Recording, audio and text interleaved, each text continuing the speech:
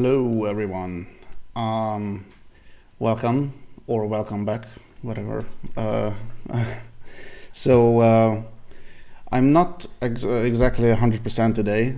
This is going to be a really chill stream, I'm thinking. And today's theme is another jam game. We are at the last minute once again.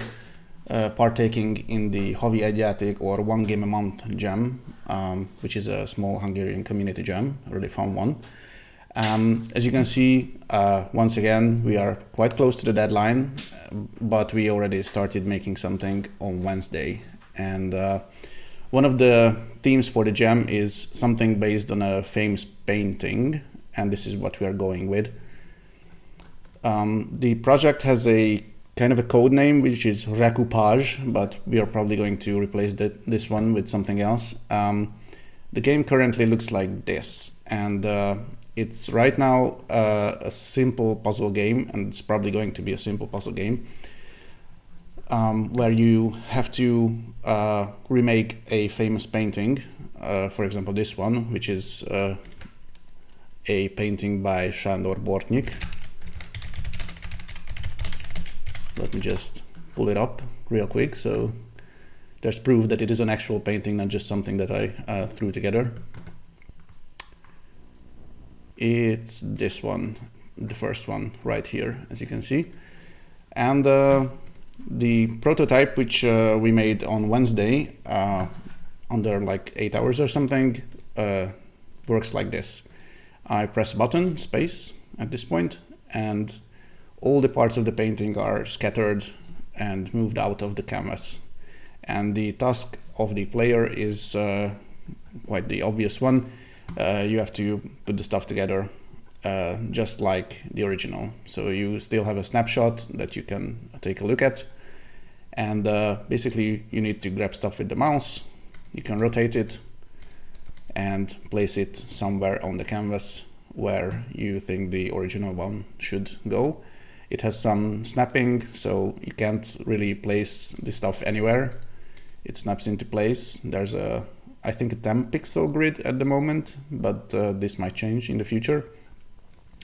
So all the parts can be moved back into the painting, and you don't have to worry about the order of overlapping, because the game does not scramble this aspect of the painting, so you just really have to find the right place of the shapes. And once you found all the right places for all the shapes, you will have a button that you can press to signify that you have completed the task. And the game should probably give you a sort of score, I don't know, maybe a percentage or something, which tells you how good you completed the task and how accurate you were restoring the original version of the painting. Right now, it's this part is not ready yet, so you can't really check whether you did a good job or not. But I can just duplicate the tab to open the game again, and as you can see, if I switch between the two tabs, for example, this is not perfect because I put this little shape a little too high and this one as well, but now it's exactly the same. So this should be the ideal win condition. And today I'm going to go through the project a little rubber ducking, so to speak, because I did this on Wednesday and then I had a bunch of other stuff to do, so I'm not 100% on how the project looks like. I mean, the insides of it, how clean the code is. Probably it's not very clean. And, just to give you an overview how things work as well, I'm going to open the project and just go through how things are working right now.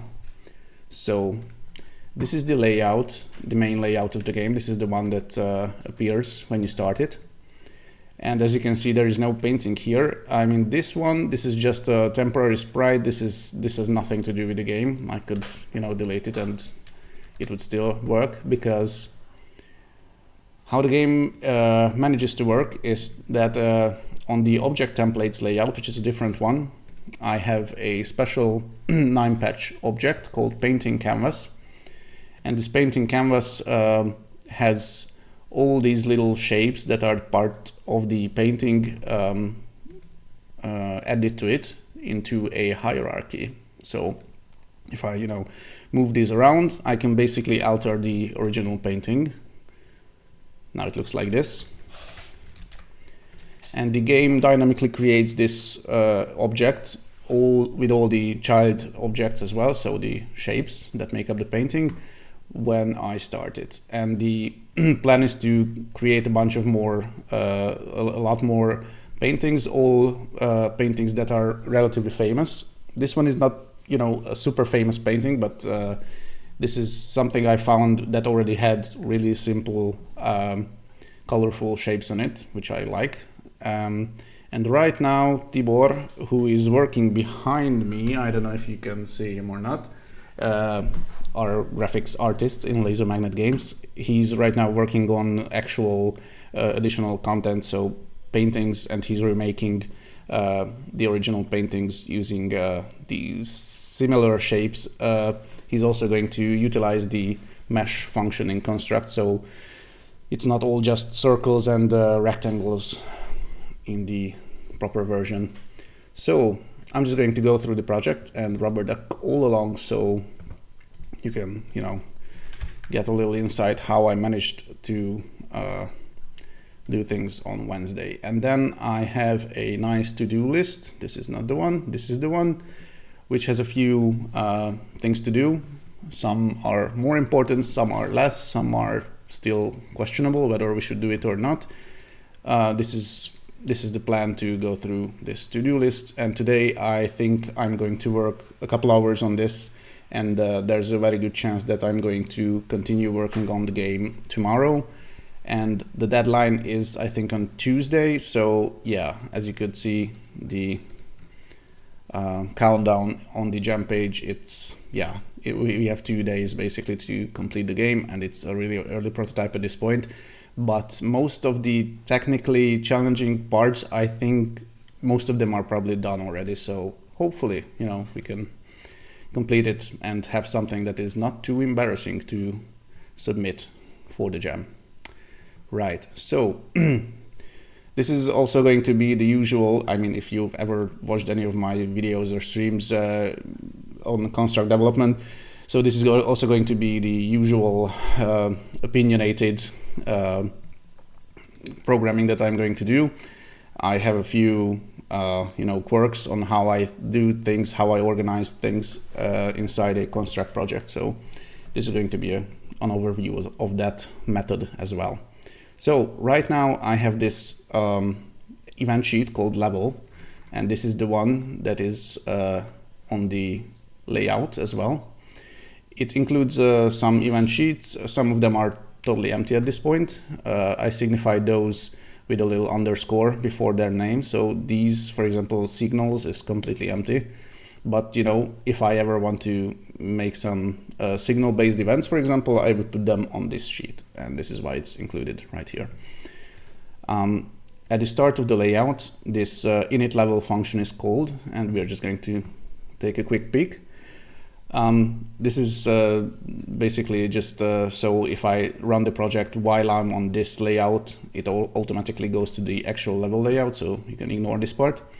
And after that, I create a painting canvas like this in the middle of the layout, and I use several templates. Right now there's only one, or basically two templates of this object. This is exactly the same object, but it has a different template name. So this is what I'm going to use to distinguish between the different paintings that are in the game. So when the player, for example, when the player completes a level, I can just reload the layout and load a different painting based on the name of the template, something like it. Okay.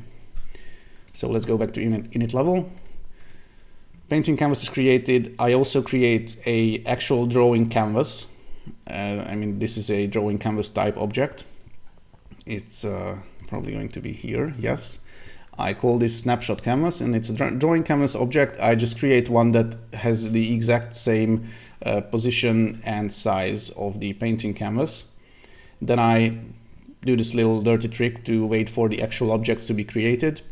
And after that, all parts of the painting canvas and all the children elements are created. So I just use paste object to actually make a image of them on the drawing canvas or snapshot canvas object. This happens here. First I create an image of the painting canvas, which is just the, the background, the actual 9-patch object, and then I paste all the shapes one by one without effects. These are asynchronous tasks, so I wait for these actions to complete. And then I move this snapshot canvas a little to the right and the bottom of the layout, and I save the image. So basically, when I start the game, there's a little bit of a delay before this part appears. This is the drawing canvas that you can see in the bottom right corner.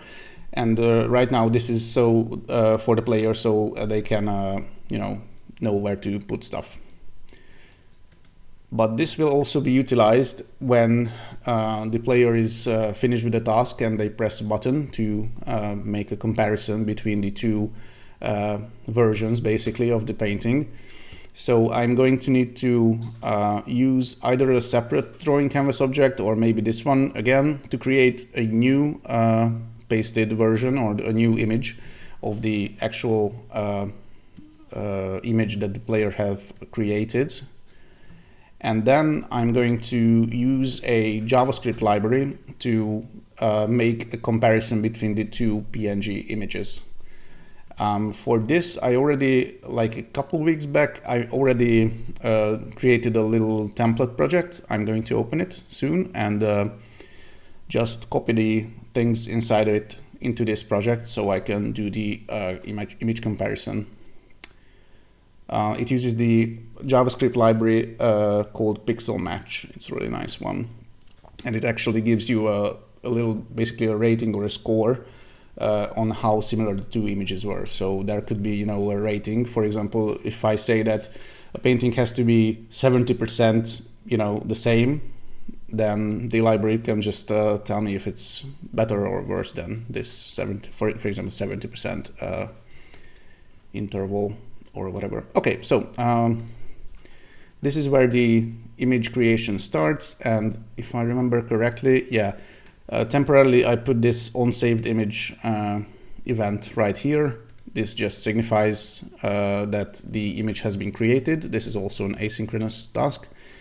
And then, now I remember. So when the image is available, I actually use it as a source for this sprite. So yeah, what I told you just a minute ago was not 100% correct. I don't put the snapshot canvas in the bottom right corner, but I have a target image sprite right here. And as you may have seen it, it's possible to dynamically overwrite a frame of a sprite from either an external image or just an internal one, like in this instance. So whatever comes off the snapshot canvas is put on this sprite. And this happens right here. So when the image is loaded onto the sprite, then I just do a little resize, and then I make the target image sprite visible. So the little delay that can be seen in the beginning right here comes because there's a little time construct needs to create the image and then load it into the sprite right here. Now, the next interesting part comes right here. I'm going to move this event to a different position as well later, but right now it's right here. So when I press space on the keyboard, this attempt arrangement custom action is called, and this is an interesting one. So let's check it out. It has a bunch of parameters or arguments right here. And this does the scrambling part. So if I run the project once again and I press space, you can see that all the shapes are rotated and moved to a new position. If I press space, you can see that the layout of the shapes is actually basically a random one. Not completely random, but sometimes it's very similar. I utilize an external library to do this arranging bit, and it's a little bit, I'm not saying it's the cleanest code I've ever made, but it works, so that should be sufficient for a gem game anyway. So what this little custom action does is that it tries a couple of times actually to do the arrangement, and the arrangement is done using this little library called Maxtract Packer. The link is right here. I can just open it in a browser. It's an open source library. I think it's MIT licensed or ISC. Yes, it's MIT licensed. And it's, a JavaScript library that works either in the browser, or if you write Node stuff, you can use it as well. And it's essentially for making sprite sheet atlases, probably similar like Construct does when you create an exported project. It packs all the different sprites into big sprite sheets and arranges them in a manner that that is kind of I say it. So it doesn't take up much space. That's what I was aiming at. So this library is just called with the parameters of the objects. How big are they? What are the bounding box sizes of the objects? And there's also a second parameter, I think, which, not second, but second and third, which basically just tells the beampacking, the Maxtract's beampacking algorithm, how big the target area is. So basically this area. And this arrangement it's possible that it doesn't always succeed at the first time. If you take a look at this console thing, for example, if I press space, I print a little console log message that the arrangement succeeded after just one attempt, which is lucky. But if I do another, for example, in this case, it required 2 attempts, because at the first attempt, the library did not manage to arrange the shapes into this container. And sometimes it might take another couple of attempts. For example, this was 3. But it happens so fast that you basically barely even see it. So it's a pretty good one. So regarding the input parameters, the target area's bounding box left and top positions are only given so the objects can be at one point transported to the right place. The width and the height of the area is also given. There is a resize factor, because as you might have seen it in action, the shapes are actually resized into smaller versions. So we really don't need a big space for them to be arranged in. So these are actually resized into smaller versions, and if I click one with the mouse, it resizes back to the original one. And if I if I cancel the selection, just release the mouse button, if I'm over this target area, it just goes back to the small version, the smaller scale. And if I put it on the canvas, the painting canvas, then it stays the right size, the original size. So yeah, something like that. And the factor that is used is passed to this custom action as well. I think if I go back right here, you can see that the resize factor right now is 0.4, so everything is arranged to 40%. Let me just check chat. Hey, Jade R Code, I'm not sure if I'm pronouncing your name right. Any tips for good puzzle designs? That's kind of a generic question, and the short and not so helpful answer is that not really. I'm really not big into puzzle designs. This idea that we came up was just basically a fluke, and also it's thanks to the restriction of the game jam, which is the famous painting aspect. So we just started thinking about, okay, how can we incorporate famous paintings into a game?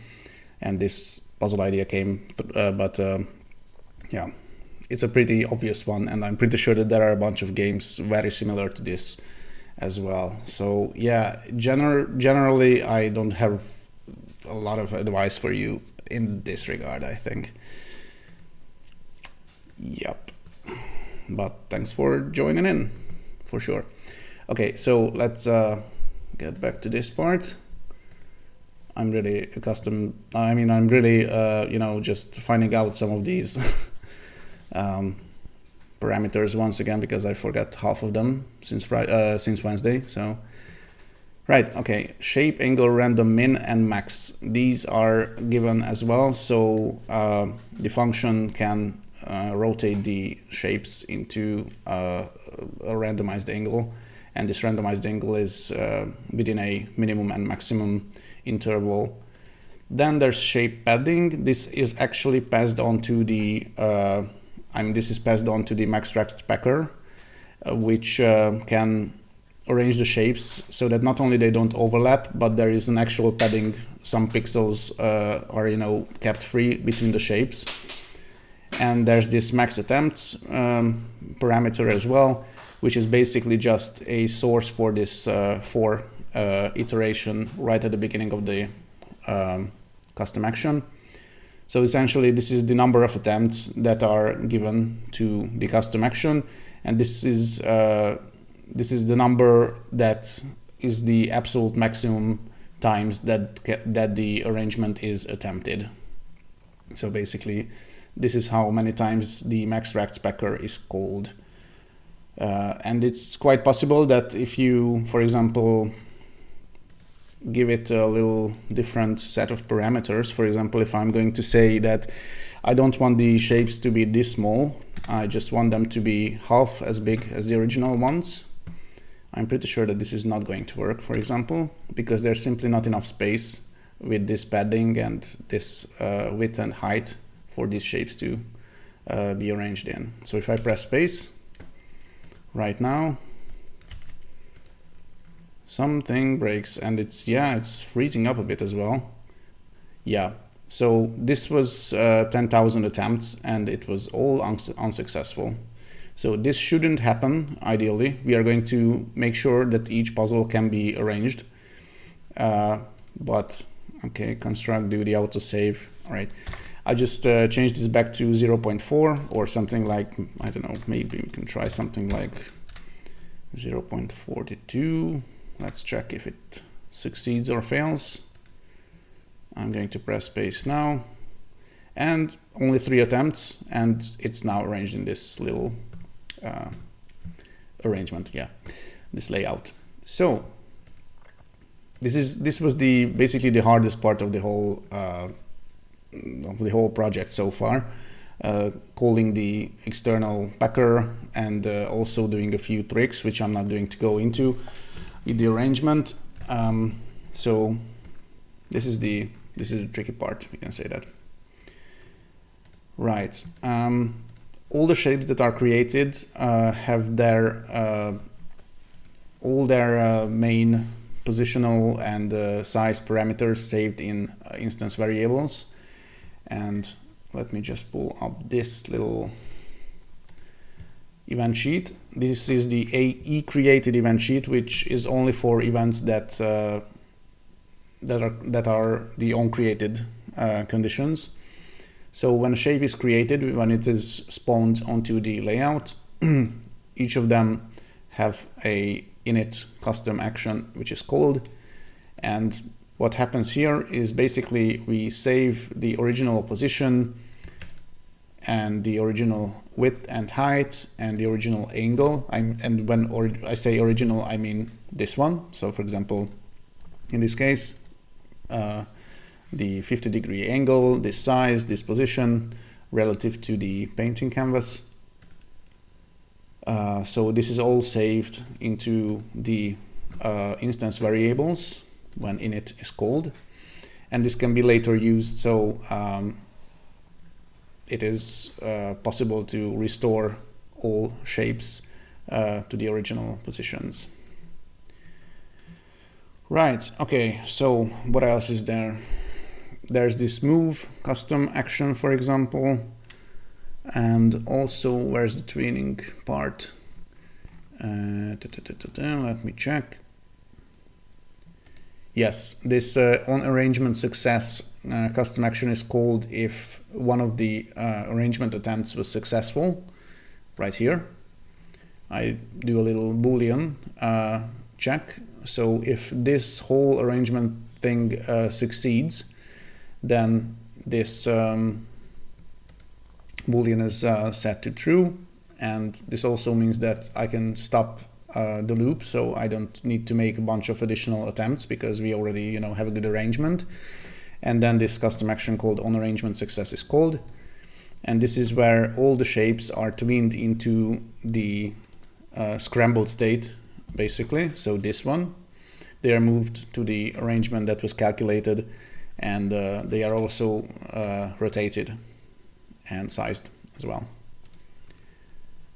Okay, and this move custom action, I'm pretty sure, is for actually moving the objects with the mouse. So yeah, but there is a chance that we are going to make this game so it works on mobile phones, tablets and stuff like that. So I'm actually using the touch input for handling the normal clicking and moving stuff.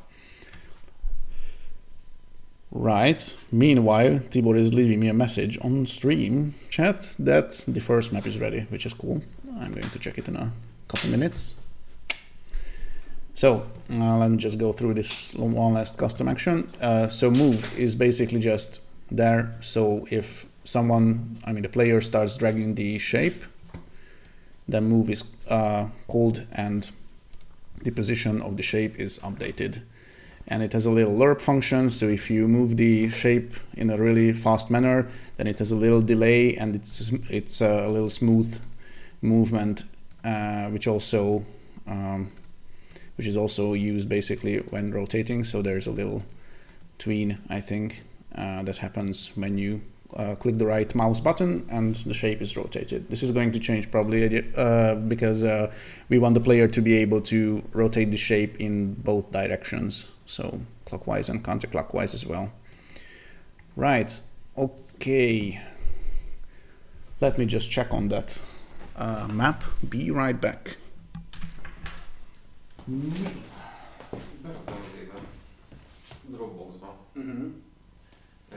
Projected.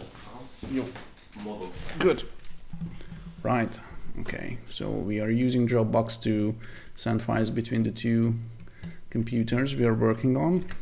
So let me just open another instance of construct and pull up the project that Tibor sent me.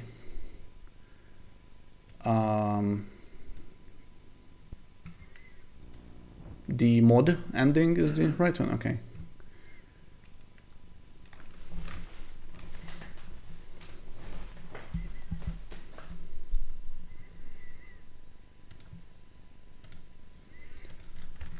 Wow, very cool. Okay, so this is the painting canvas object, just like the one right here, yep. But it has a color overlay, so it's dark, which is cool. Great, this looks freaking fantastic, I think. Let me just copy this and try it in the current build. I'm not sure if this is going to work, but let's try it. So I'm just going to go to all this object templates layout. I'm going to delete this one because I only used it as a quick test, so I can figure out the whole templates thing.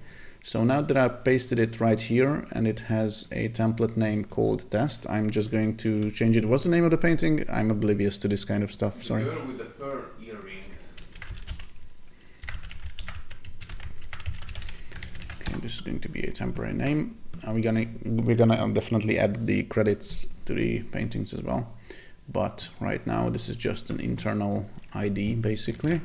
So if I change things up slightly, right here and run the game, then hopefully it should work. Except that it does not, but let me just check a few things. Okay, so the hierarchy is seemingly good.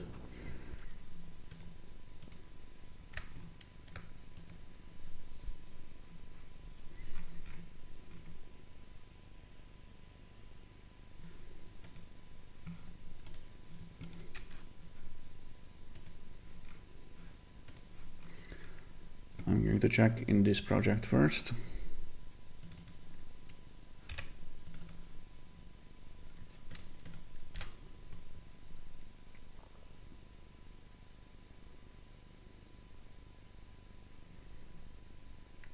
Did it work on your machine? No, I didn't even try. Oh, all right, okay. Something is off, but we are going to tackle it, so.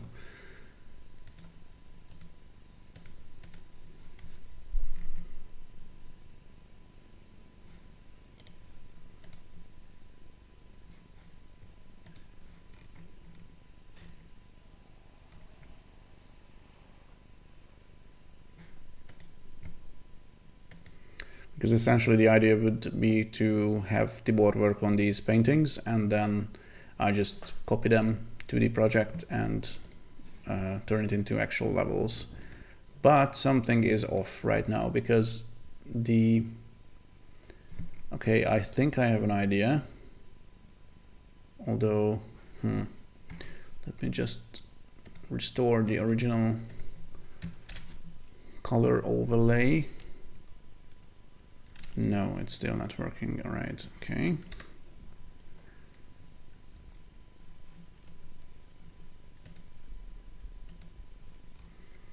This is a little weird. Make the meshes? I don't know. I mean, it worked when, you know, we tried it with just... Yeah, I know. It's not exactly the same, but yeah. It's a circle. Mm-hmm. But not all of them are circles, right? Yeah, this uses the rectangle as well. And nothing appeared, so...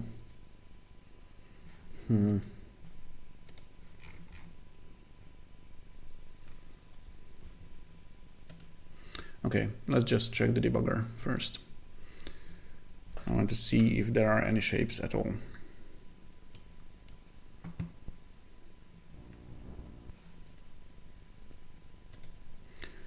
Wrong layout.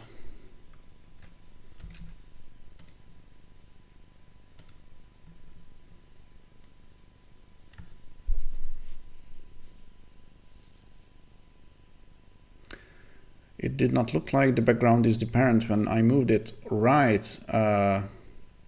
Right. Thanks, Killing Hero. I'm going to check on that. It's quite possible.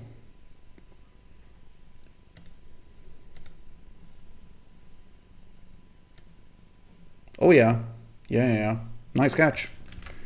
Good one. Only one shape is probably attached to it. So I'm just going to remove these and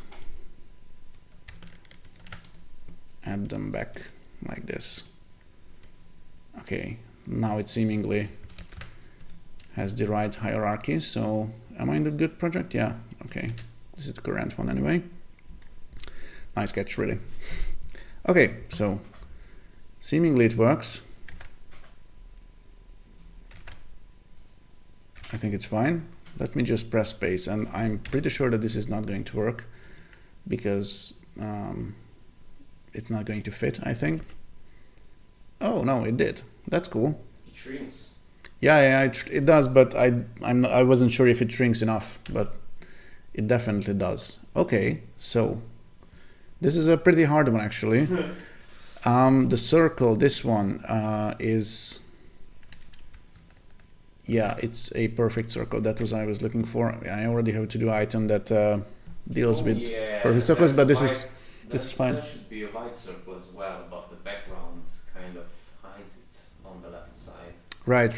Okay, I'm going to restore the color that you gave to the... Kind of black this is totally fine, totally fine. So I'm just going to do that. And let me just try again.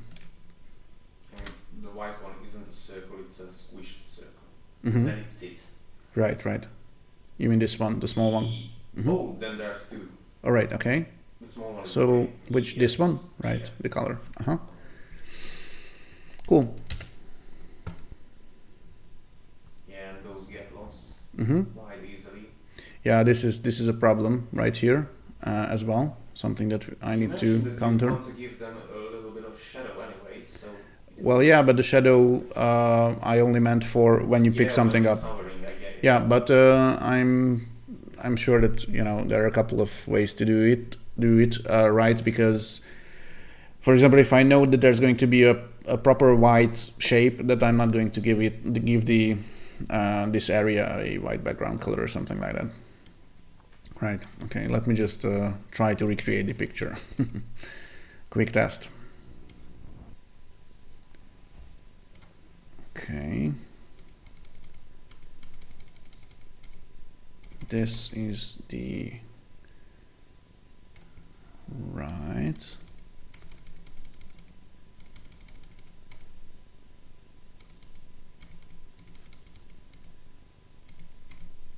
What the? No, I'm going to be horrible at this, but yeah.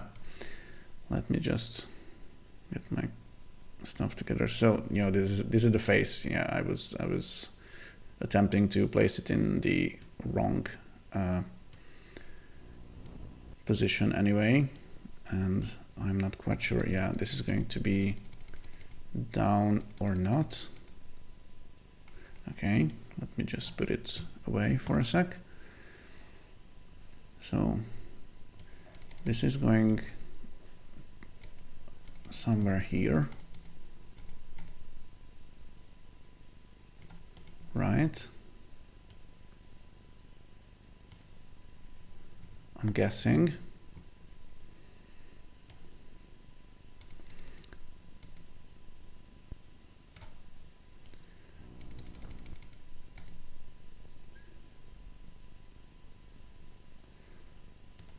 Okay, something is a little bit funky with this. Yeah, it misses one. Let me just go to full screen. So Misses one part, as I see it. Really? Yep. Yeah, but I was talking about something else. I mean, no. All right. Okay. So this is missing a dark blue square. all right. Okay. And it's Maybe not. Yeah, on here. the arrow points the other way. There. Uh-huh. This one. Right. Okay. I'm going to turn off the collision polygons for a sec. This is the one, right? Yep. Okay. And this is, yeah. I'm just going to, and this is a parent instead of a child. Okay. A child? Okay. Now it should work. Better. Good. This is actually going to be a quite hard one, I think. I mean, it's pretty hard for me anyway. Yeah. One thing I noticed is this kind of thing should be avoided if possible, because the problem is that when I create the snapshot, this part is not going to be on it. Yep. Because so if you can stay between the bounds, that would be great. Of course.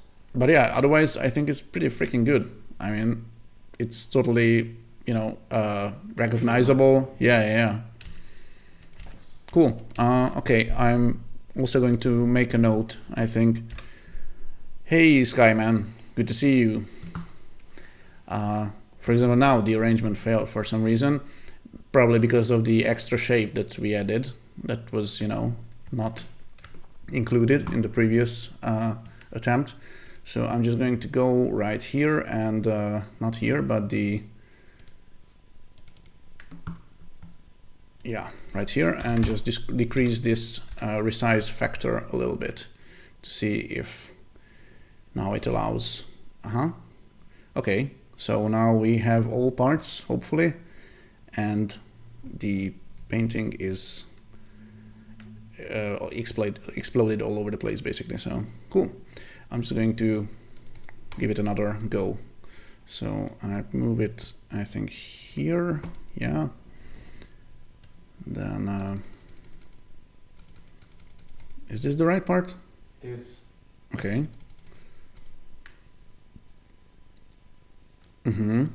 Tricky.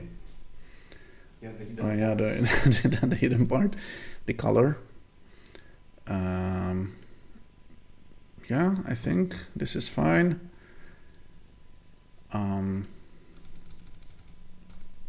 This will go somewhere here. Yeah, let me just add back the face, or maybe the neck at first.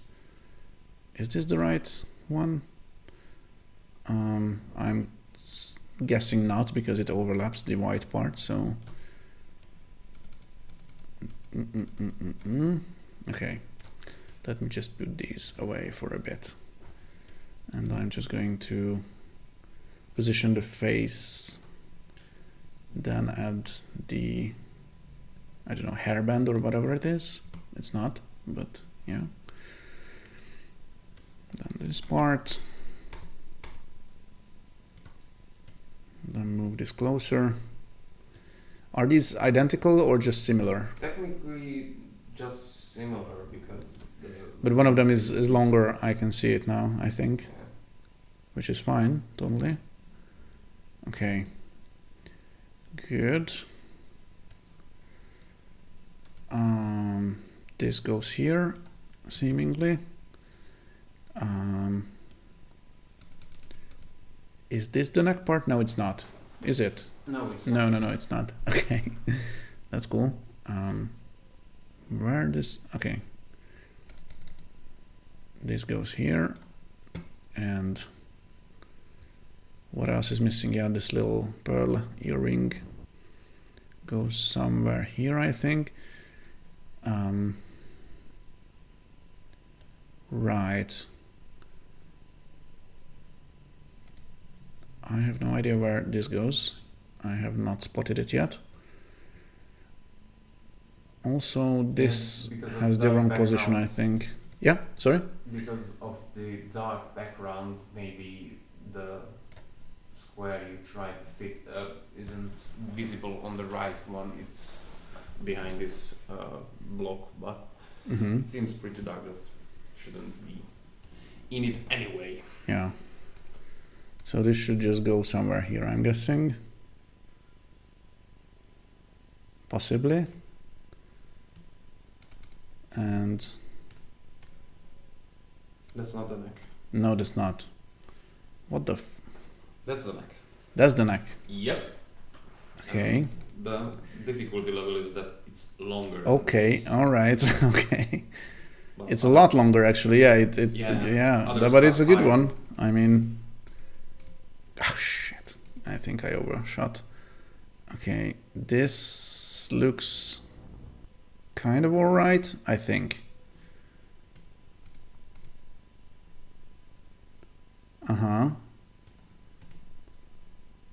Right. And that goes under that bunch.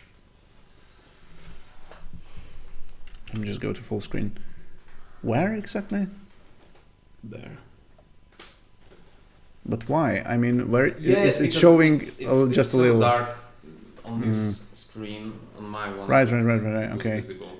Yeah. Probably That's here, it. right? Yeah, okay. kind of. Okay, I'm going to create a screenshot of this.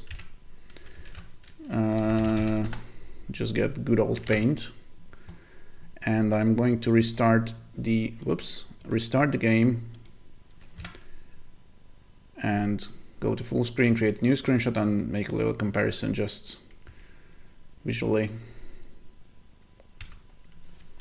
Right, so this is the initial state. I'm going to create a new screenshot, open up another instance of Paint, and just do a rough comparison. Okay, I kind of messed up this part, but otherwise, I mean, this is rotated a little differently, but this shouldn't be a big issue. And also these, yeah, this is on the list. Okay, pretty good. Yeah, this is a cool level. Although I'm not, you know, super happy about this. I think you can just, yeah, you can disregard that part. Otherwise, it's perfect, I think. Cool. Yeah. Good job. Fine tune it, and I guess that will be it. Right. So yeah, this is the plan, guys. We're going to make actual famous paintings, turn them into these little geometric shapes, and then the player will have to do something like I did, but hopefully in a better and faster manner. So yeah. Cool. I'm just going to go back to the project overview part, the actual presentation that I'm doing. So this we tackled, and this one we also tackled, because yeah, it has basically all the custom actions that are used regarding shapes. So I think I went through all of them. This is just an event that is no longer needed. It was already disabled. I'm in the action part of it, so I'm just going to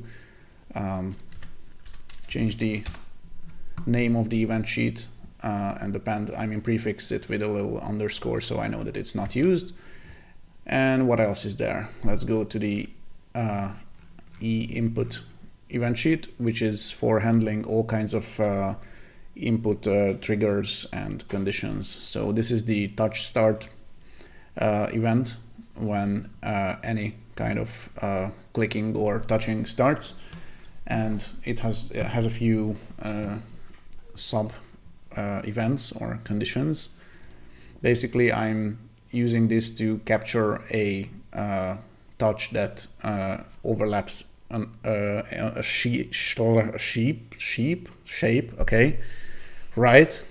And I'm just saving the offset, basically the difference between the actual touch position and the origin of the shape, into this drag offset x and y instance variable, so I can move stuff in a smooth manner, and the shapes don't, jump when you click them to the exact position of the click or touch. I'm also using the better outline effect to give everything a little outline when they are being moved, and also I think when they are hovered. So that happens, and this is where the touch update stuff happens. This is where I'm basically deciding whether I should position the shape on a grid, which is right here, or if I shouldn't, because it's not overlapping the painting canvas object, and then I just position it to wherever the player is dragging it. So this was another tricky part. As you can see, there are some disabled actions. I was caught up in the math side, which is usually quite hard for me. But essentially, when a shape is created, the original position of the shape is saved, and all shapes have a completely individual snapping grid based on their original positions. So for example, if there is a shape that is, right here, and I start moving it, if I'm overlapping the painting canvas, it moves in 10 pixel steps compared to their original position. So this happens here as well. Right, this is the rotation part. This uses the mouse actually, because there is no right click on the touch object, not surprisingly. So this is where I tween the rotation, and this is in a little tricky position because this should really not be in the e-input event sheet. So for now, I'm going to move this to a different one. And at one point, I'm probably going to do a little cleanup. So for the typical every tick condition, I just usually put them in the e-cycles event sheet. Cycles are for the every tick, the start on layout, and the every n seconds type conditions. So yeah, this just takes care of disabling or enabling the outline effect on the dragged or hovered shapes. Right, okay. So what's left here is basically all input. And this should also go into this group, I think. Maybe right here. Yeah, So this is for moving shapes and this is for rotating shapes. That's basically it.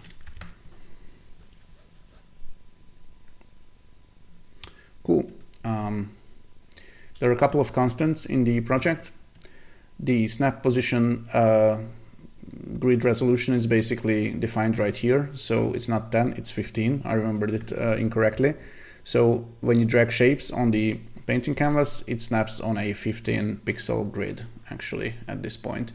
And we were thinking with Tibor about this. Maybe there could be a different difficulty selection thing in the game, and the difficulty could affect the resolution of the snapping grid. So if you run the game in easy mode, then the grid is actually quite big, for example 15 pixels or something. But you know, if you are feeling particularly lucky and precise on a day, then you can go with a hard mode and it only gives you, for example, a 5 pixel grid, or maybe no grid at all, who knows.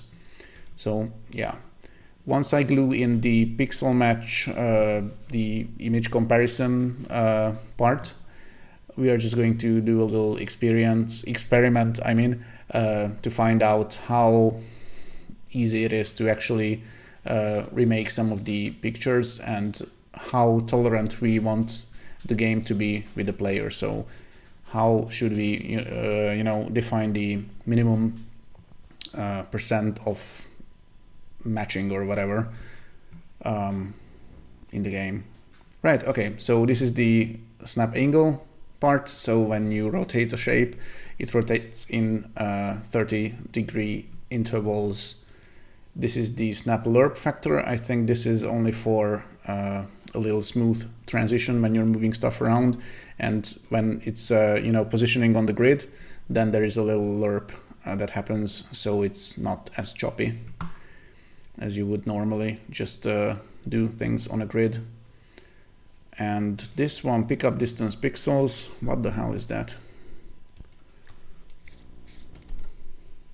Oh yeah, I know, now I remember. So when there are really small parts of a painting, let me just, this pearl is going to be a good example, although it's barely visible. So as you can see, for bigger parts, basically the mouse needs to be really close to it, and it's getting this little outline.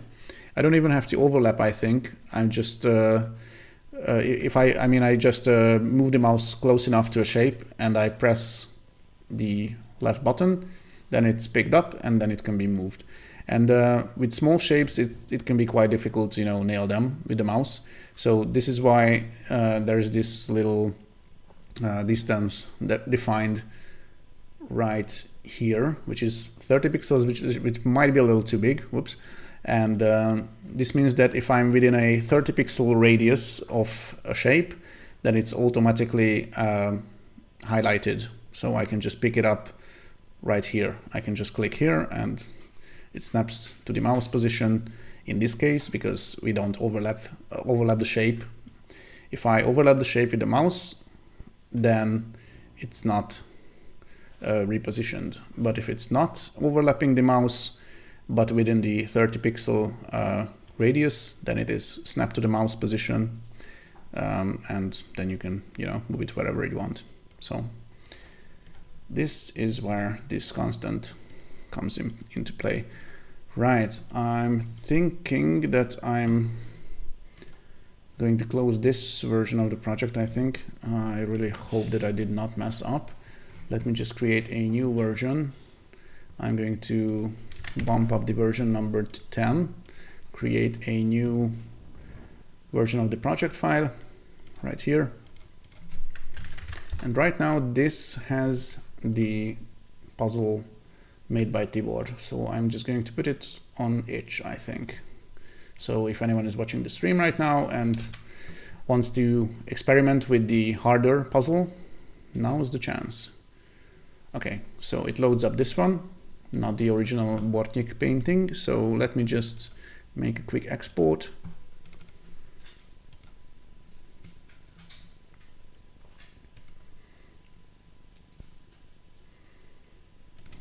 And I'm going to run the usual script which uploads the HTML5 export to itch.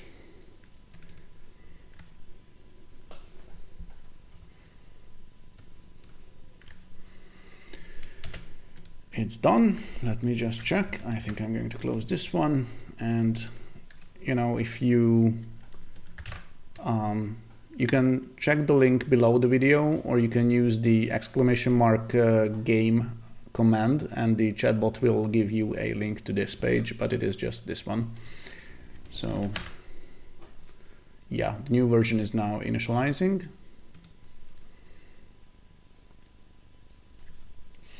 And it should hopefully be in a working order.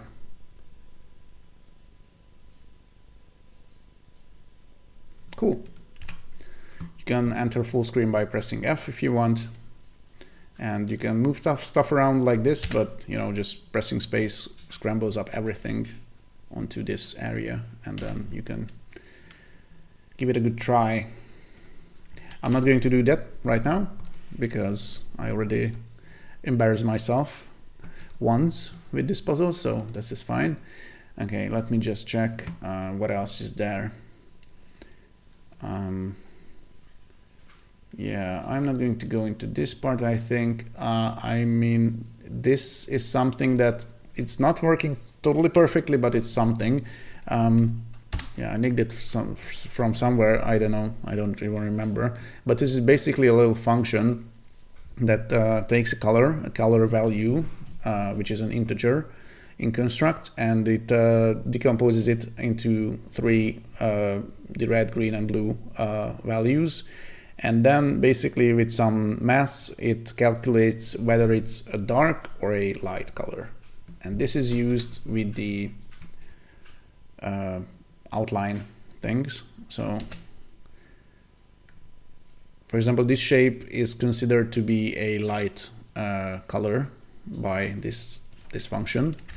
So it has a black outline, but let me just, yeah, for example, this one, you can't really see it, but if I move it right here, then it's more visible. So this is because this is a dark color, the outline's color is then changed to white. This is not great at the current working state, is not optimal, but this is something that I can probably build onto later. So this is the function that is used. Okay, so we already tackled this one. I'm going to close it. This is also fine, and yeah, I think that's all there is to it. So this is what I'm going to start building on in a couple minutes. Here is the to-do list that I made myself this afternoon.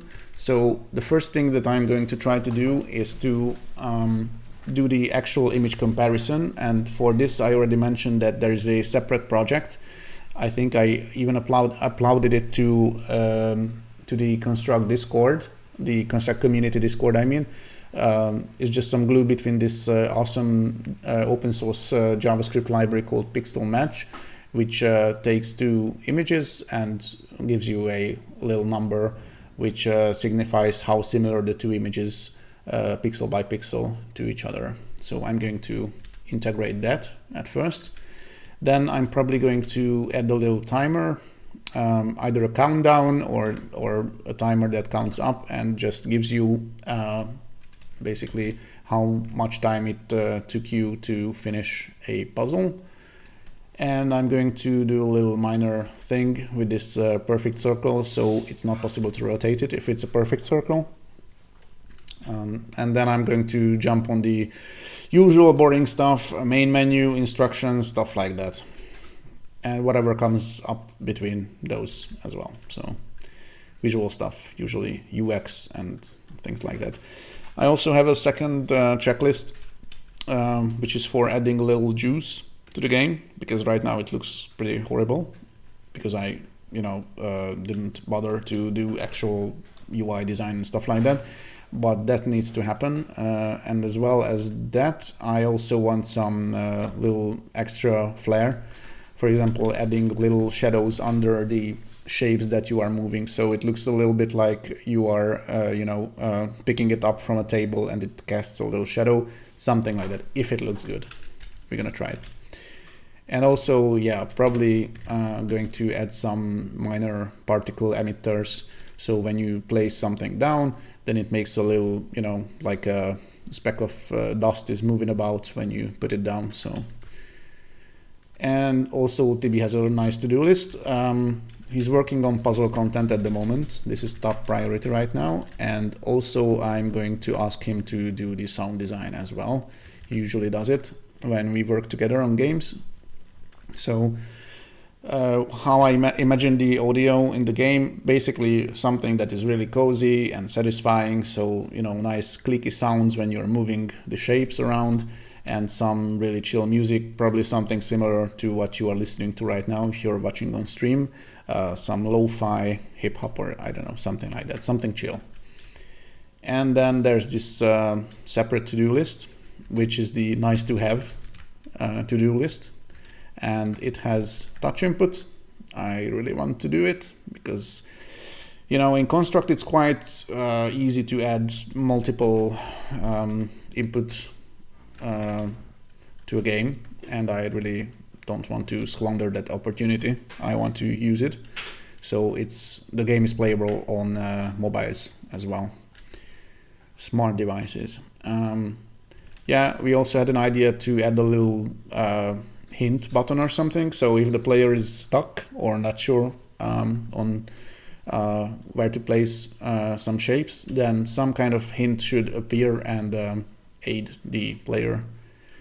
But this is not fleshed out yet, so I'm not quite sure how to tackle it. There's one idea to show the original image in the background of the painting canvas for a couple of seconds or something, but I don't think this is going to be a universal solution. So maybe something more complex should be implemented for the hint feature. And yeah, this is one thing that I'm pretty sure that we can relatively easily implement, is to check for shapes if they are completely overlapping other shapes, and the shape that is behind. So for example, if a small shape is behind a bigger one, then the small shape should have their outline always visible. Maybe a different color or something, but this should signify to the player that there is an actual separate shape behind a larger one, so it's not missed. Yeah, and we also had a couple of fork ideas, but I'm not even going to explain them because half of them I don't remember. And yeah, these are completely changing the game's main mechanic, and I don't think that I should probably go into this direction, since we only have 2 days to complete it anyway. So hopefully the game turns out to be fun enough, in the current main mechanic should be sufficient.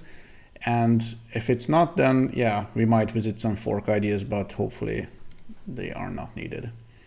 Okay, I think I'm going to take a little break, just a couple of minutes, and I'll be right back and continue actually working on the game. At first, I'm going to do this item from the to-do list, so BRB.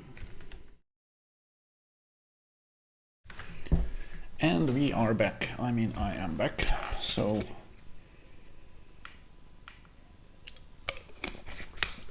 let's crack on.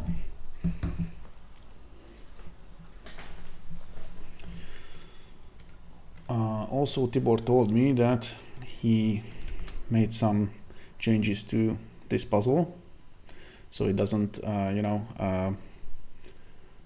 sticks out of the painting canvas. So I'm just going to close this instance and try to reopen it, or it's maybe this one. Let's check. Yeah, I don't know why this happens, but this happens sometimes.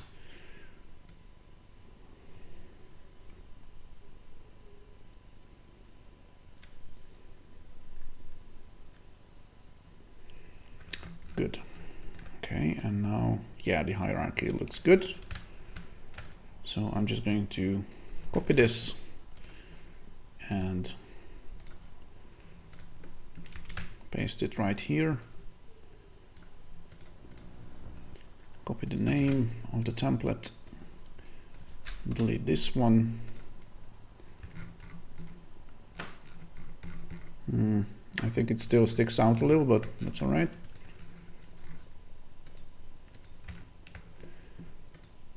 Okay, and I'm just going to paste the name right here.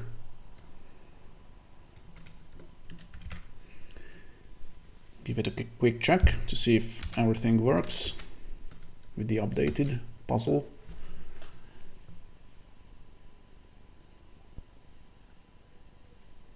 Looking good. Nice. Yeah. Okay, so this is cool.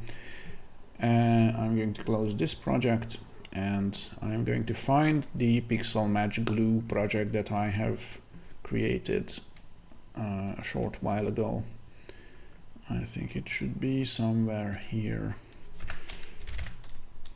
I just open a new instance of construct, and for good measure I'm going to drag the project into that window.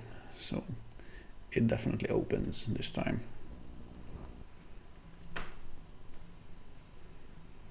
Okay.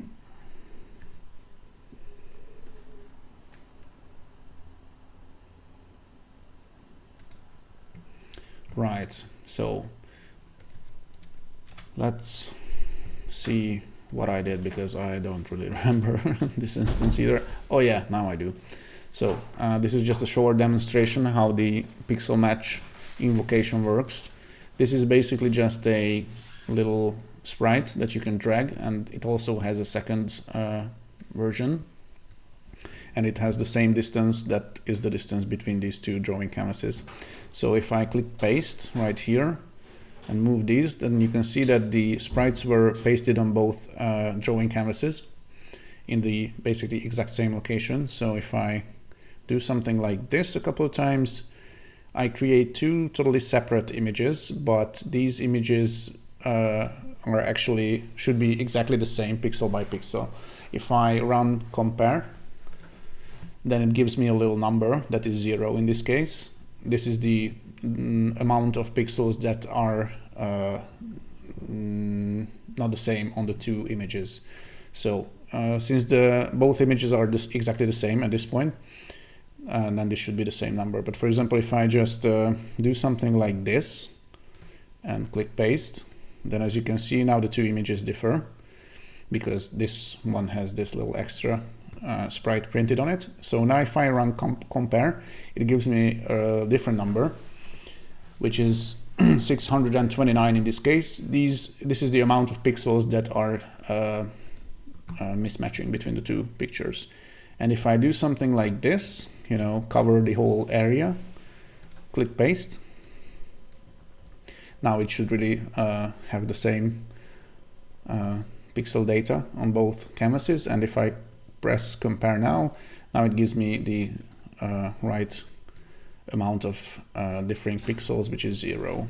So yeah, this is just a demo. I uploaded this project to the Construct Discord, the community Discord, so if anyone is interested, it should be in the uploads channel somewhere. You can probably search for Pixelmatch and find it. So how this works. There's the Pixelmatch library right here. If I open it, oh, I was a little sloppy. I usually put the license of the library to the top of the file, but I did not do that in this case. Let me just correct that.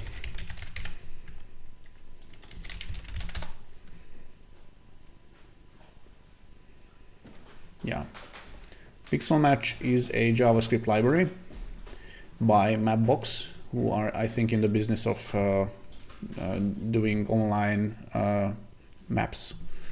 And it's a pretty quick JavaScript library that gives you this little number that is the amount of different pixels between two images. And right, so I'm just going to copy the license and put it right here. And also I'm going to do a little crediting and linking of this GitHub repo, so if anyone takes a look at the source files, then they can, you know, see what I used.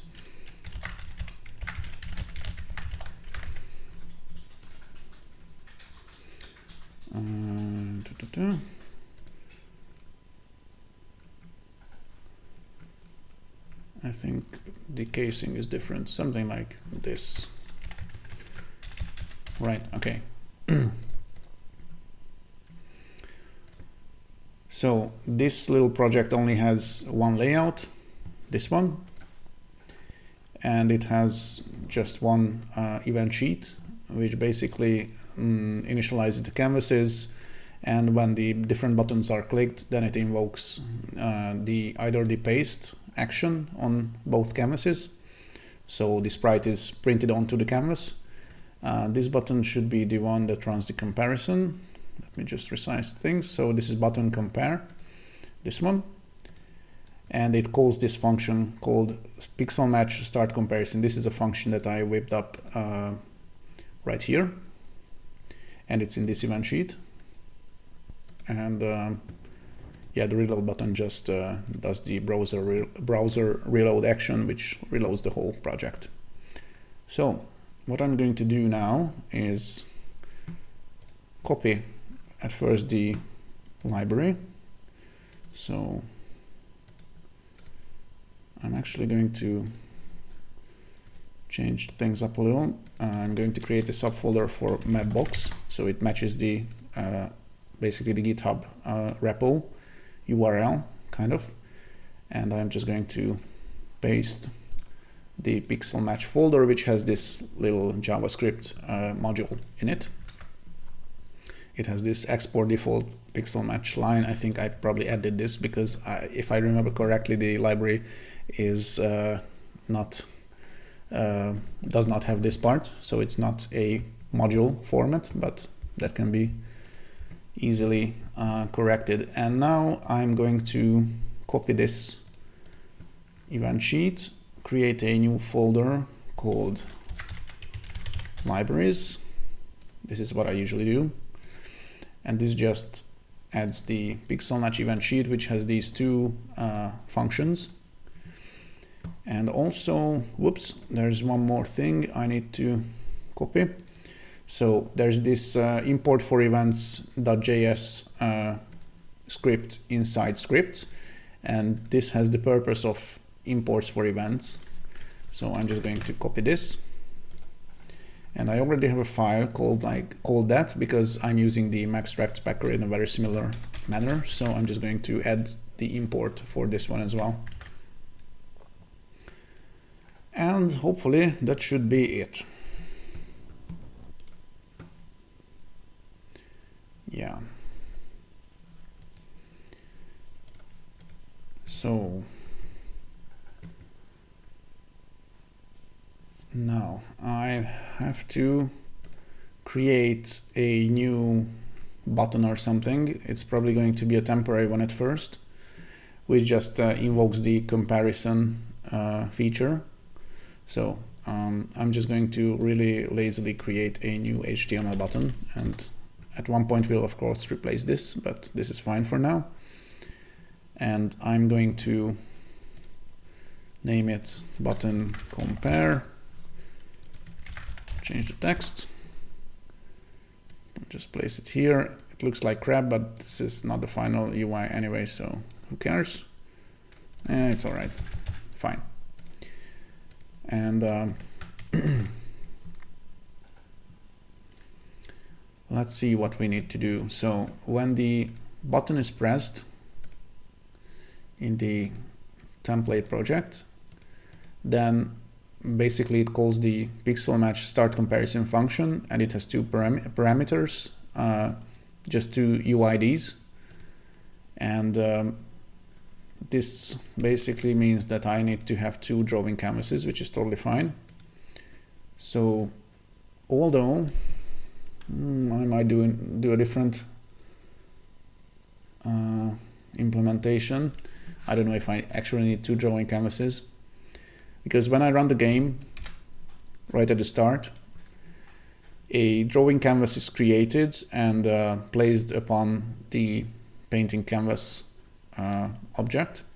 Come on, Construct. I mean, come on, PC. It's slow as shit today. What the hell?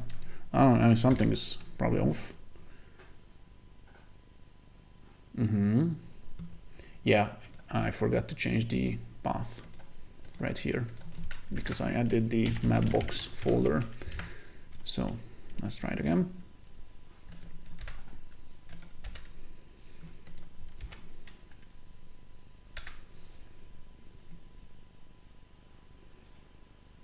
Right, so a snapshot canvas, which is a drawing canvas object, is created, placed upon this painting canvas, and then a snapshot is created and saved. It's saved as the pixel data in this sprite anyway, so I can just maybe do the comparison to that. Or if I don't want to change the library that I created, I just add another drawing canvas and use it later. So yeah.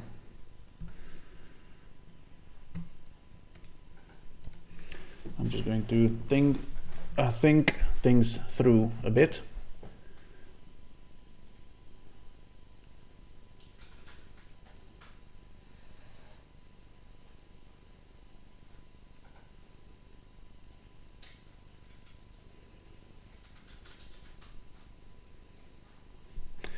Yeah, I think I'm going to go with the 2 drawing canvases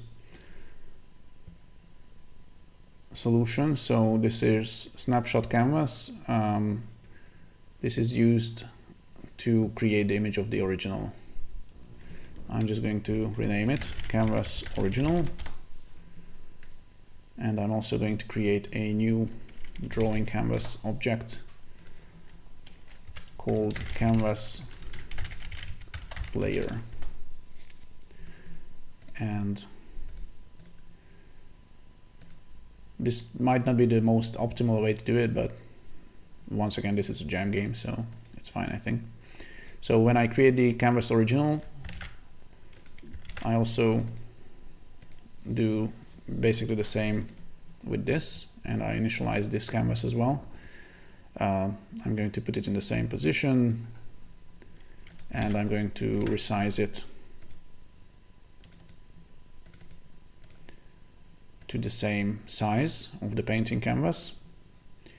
And basically what I need to do when the player presses the compare button, I mean at this point, I'm just going to do this on the canvas player object and then pass the 2 canvas UIDs to the function, and it should work fine. Oh, sorry.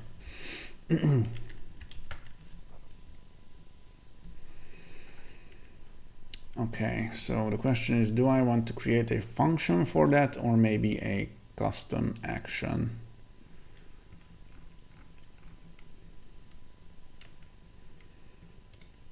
I'm just going to create a function, I think. So compare canvases, and basically I'm just going to do this.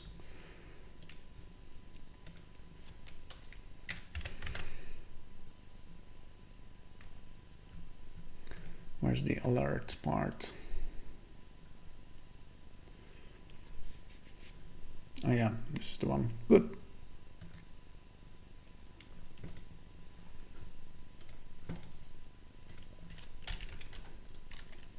So at first we need to clear the canvas player object.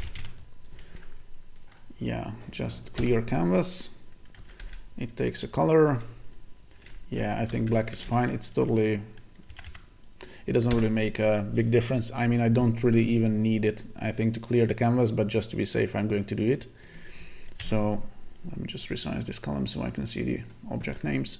So canvas player is cleared at first, and then I'm going to copy this and change the object from canvas original to canvas player. So basically everything that is on the painting canvas and all the shapes are pasted onto the canvas player drawing canvas. When this happens, I'm also going to, wait for these actions to complete. And I think at this point I can just do the comparison, I guess. So Pixelmatch start comparison, and I'm going to pass the two UIDs. So canvas original.uid and canvas player UID. And also the comparison is hopefully successful. And if it is successful, then this function will be called. And right now it's just a little alert. So I'm just going to hijack this, and I'm just going to create a similarly named function called onCompareResult, something like that. And it has a result or mismatching pixels parameter, and this is going to be called when the comparison is finished. So I'm just going to disable this, and this function will just pass the same exact value that it was given to my actual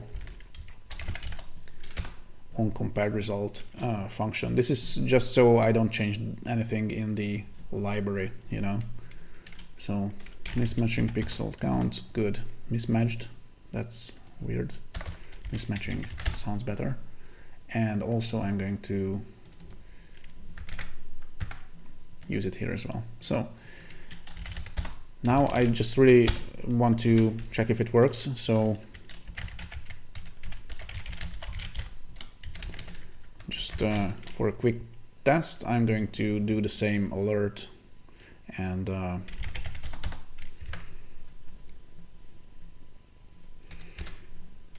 check if it works. So right now, if I start the game, I'm going to open the console just to be safe. And if I press compare, then something should happen, but nothing did. Okay. Oh yeah, I'm an idiot. I did not rig the button. So I'm just going to do that. Since it's a temporary, I'm just going to put it right here on clicked. And when it's clicked, I'm just going to call the compare canvases function. Now it should work fine. Let me just remove some log crap. I saw that it had some, this one I'm going to remove. So it's not littered with, the RGB values that I used for testing at one point.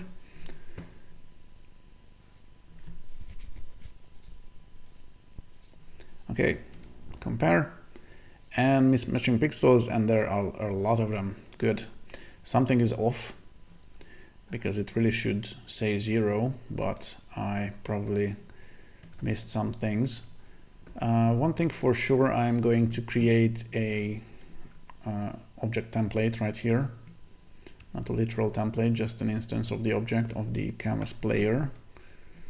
And I'm just going to give it a little default size, not that it matters, but because it's going to be replaced.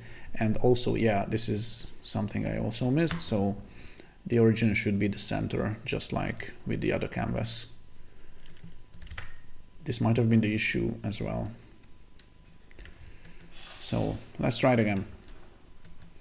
Come on, my PC is so freaking slow today.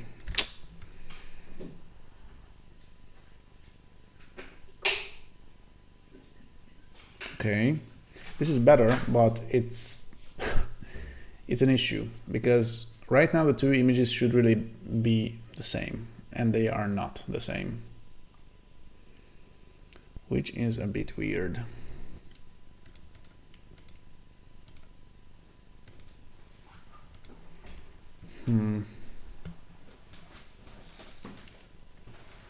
I wonder why this happens. What does it say? Right now, when I, okay,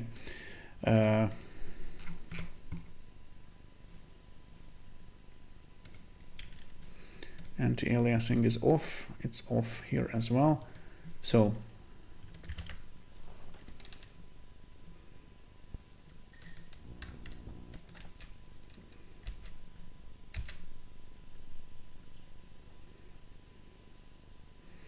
when the game starts, a snapshot is created on one canvas, and when I press compare, then another snapshot is created on a different canvas, and then these snapshots are compared, and this is the number of pixels that are not matching, which is a bit weird at this point, but I'm sure that is the same.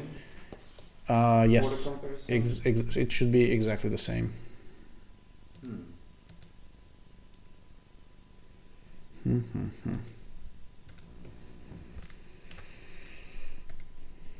Because when I'm creating both canvases, they are sized exactly the same. So, and they are positioned exactly the same. So, yeah.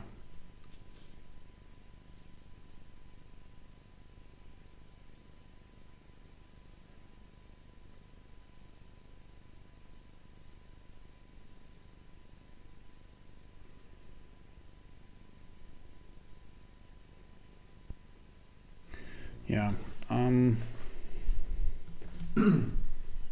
Which I'm just going to try something.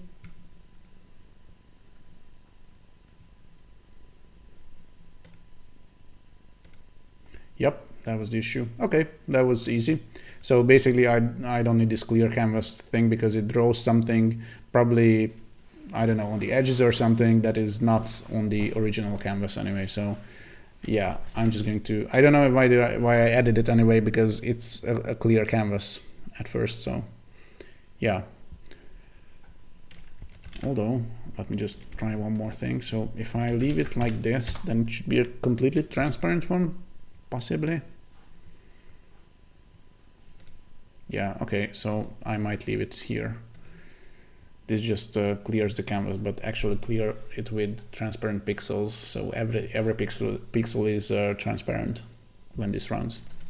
It's not needed. I'm going to disable it, but I'm going to leave it right here, should I ever need it. Because if I want to do the comparison multiple times, yeah, I am going to need it. Because before each comparison, I need to clear the canvas. So, okay, that was just some rubber duck, some quality rubber ducking that I did. So if I press compare, it says 0. If I press compare again, it also says 0. If I move some stuff around like this, yeah, it now says a little number, not a little one, but yeah. And if I move it back and run compare, all good. One thing that could be an issue, although it's not possible now, because if I move the mouse out of the painting to press compare, then all the outlines are turned off. But maybe the outlines shouldn't cause issues anyway, because I'm creating the snapshots with the effects off. So without effects, I'm guessing that the outlines wouldn't make it to the canvas anyway. Whatever, I'm just going to keep an eye out for this outline stuff. Although I could just do a little test as well. If I do something like allowing a keyboard button to also trigger the comparison, then I can literally try and test if the outlines cause an issue or no. I'm just going to, when I press C, I want the compare canvases function to run. So let me just check. Damn, there's also this little delay after I save a project that disallows me to run the project immediately. Never mind. So compare, good. Okay, if I hover and press C, it still says 0. That's cool. And just so there's a little learning experience, what if I make the with effects parameter true? Where was I? Here. So what if I changed this to with effects? Then it should be a different image because of the outline. Indeed. So basically the outline accounts for 987 pixels in this case. That's cool. That's good to know. But I'm going to change it back to without effects so it doesn't cause any issues. Cool. I think this probably means that I can create a new version of the project once again. This is going to be build 11, and just for good measure, I'm going to update the one on itch, the build on itch as well. So you guys can try the new build if you want. Right. What did I do? Yeah, I didn't click export. I pressed save as, I think. But wait a second. Did I save? I did not. Okay. Some brain freezes might occur from time to time.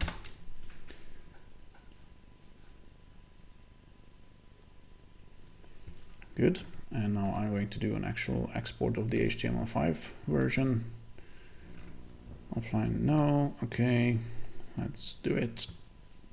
Create the zip file and then upload it to itch.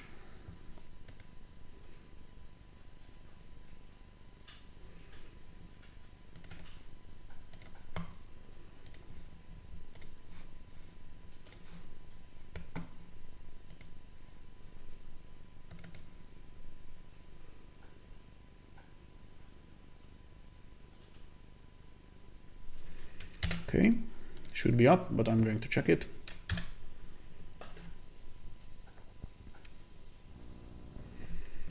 This is still the old version.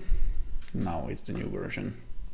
There's this loader the first time you publish a new version of the project, and the first person who opens the page after that sees this little loader.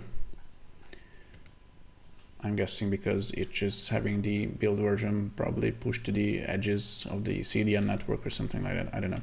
Okay, so now if I press compare, mismatching pixels 0. Cool. If I do this, there are now a bunch of mismatching pixels. If I move it back to the right place, now it's 0. Okay, that's cool, I think.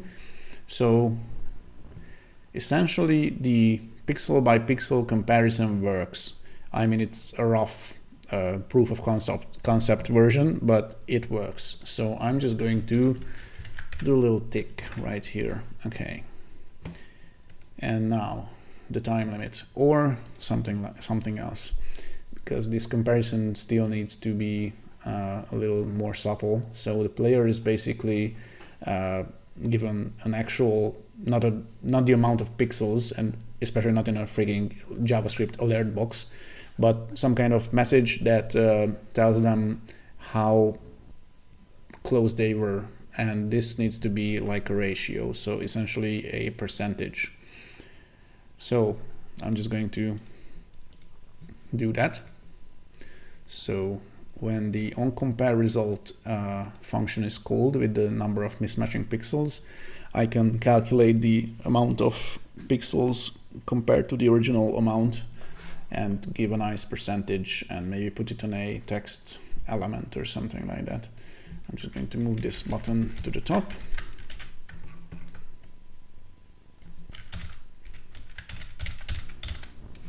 Whatever. Good. And I'm going to place on the UI layer a little text,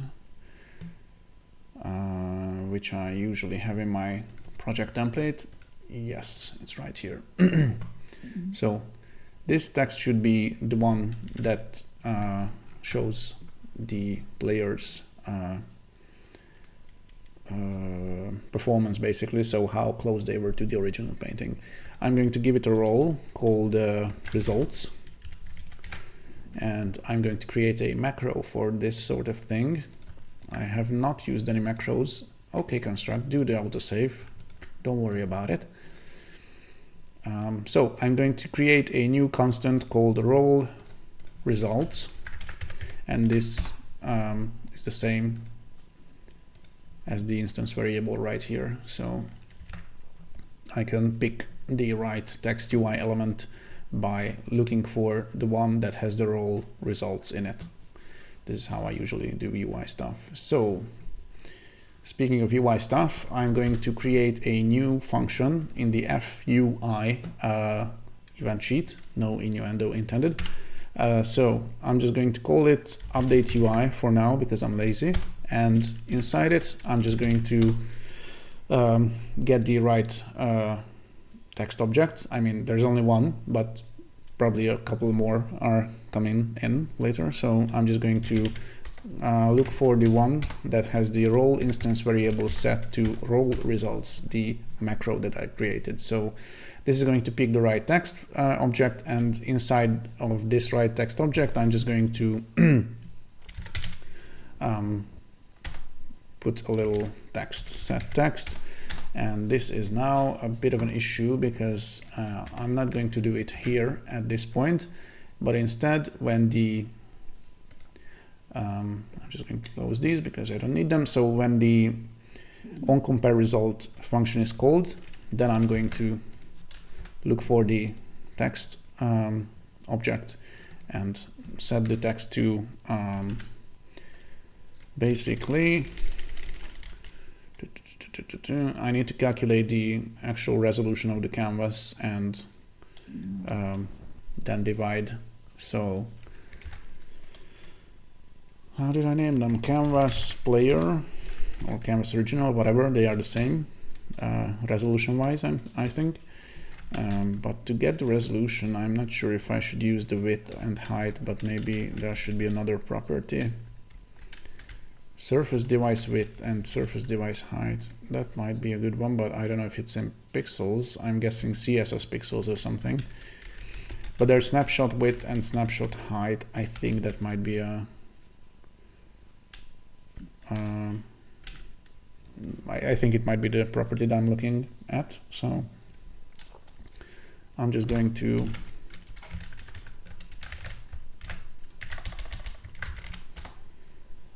times them together. This gives me the number of pixels, and I also want to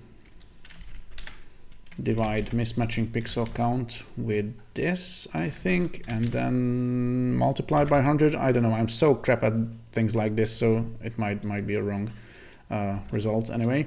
So this basically gives a %, hopefully. So I don't know if I should use round to DP or round. I don't know if I should be that precise. I think just a nice rounding should suffice.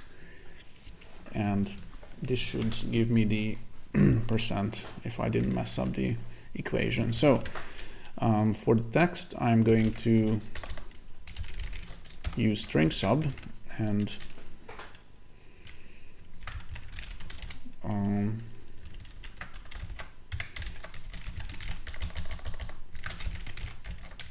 you know, just do this. Okay, so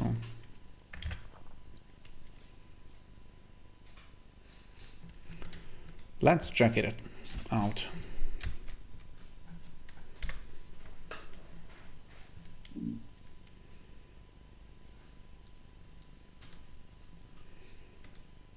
Yeah, this is an issue. Right, okay. And if I move something, okay.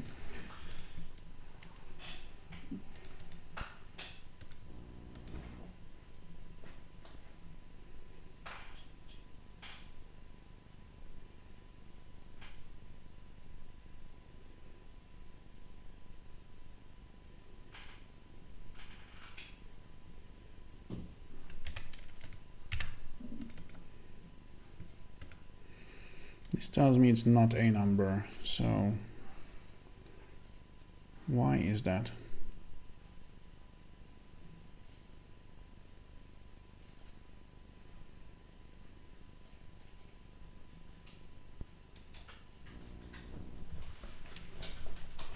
I'm not quite sure if the snapshot width and snapshot height properties are the ones that I'm really looking for, so I'm just going to log them at first.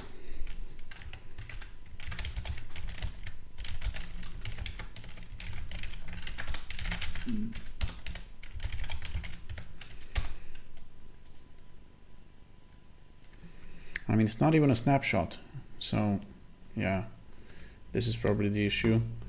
Okay, I'm just going to read the freaking manual. So let me just pull up the construct docs like a good citizen and look for the drawing canvas object. And I'm just going to search for a width. So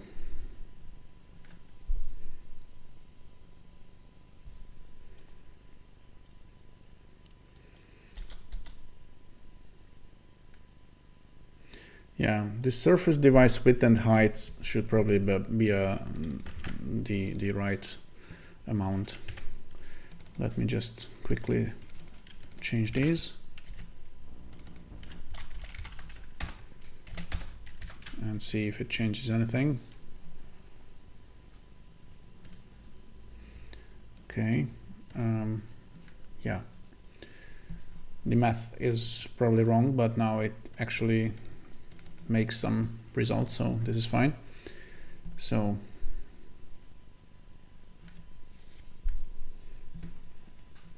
yeah, I totally did not think that expression, I mean this math thing through. So this gives me the total amount of pixels on a canvas. So what I need to do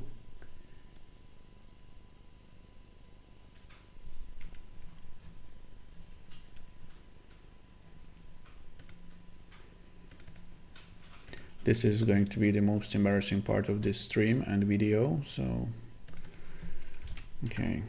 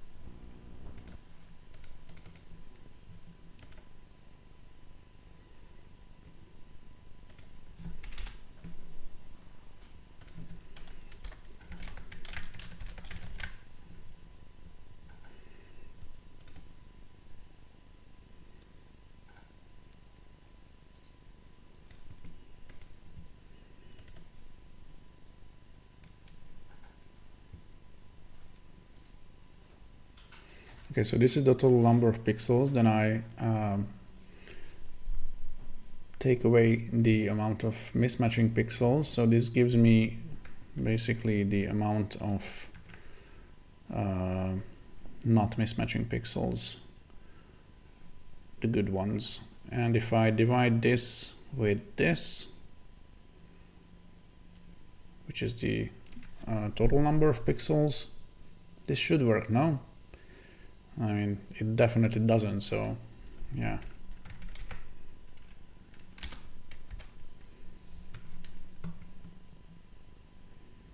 I'm so crap at this.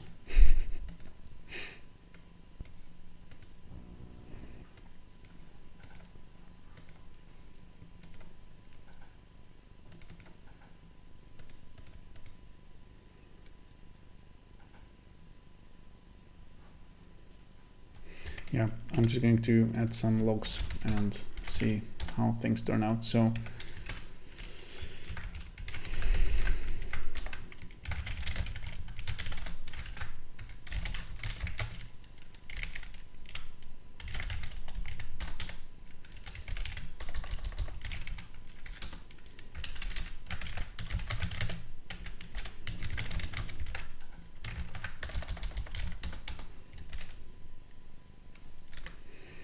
this should just print the resolution of the canvas.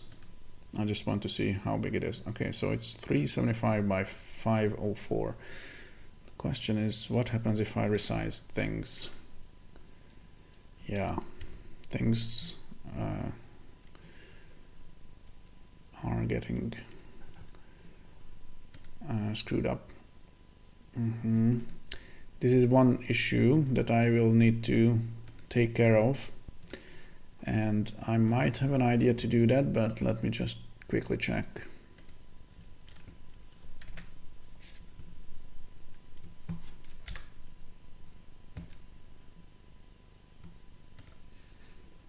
Okay.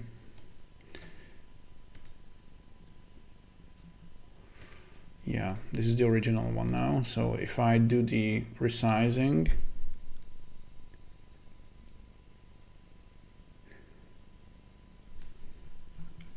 maybe I need an additional action to update the pixels. I mean the resolution of the canvas, possibly.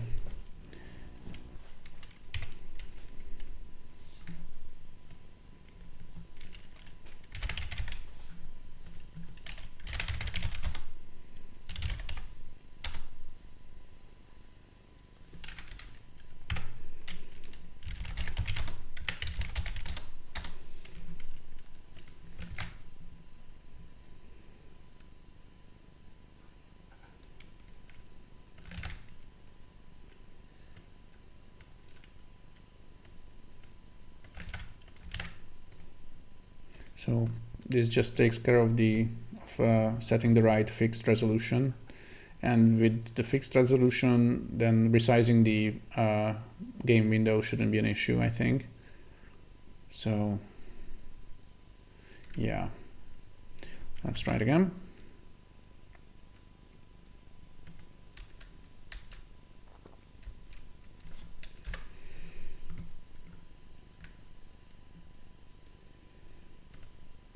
Okay, so it gives me this number, which is, I think, exactly the same as the painting canvas objects size.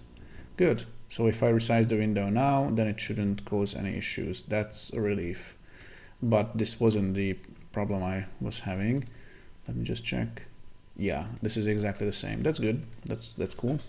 So now it works in fixed resolution mode. That's nice, but I still need to calculate the freaking amount of pixels, of right pixels. So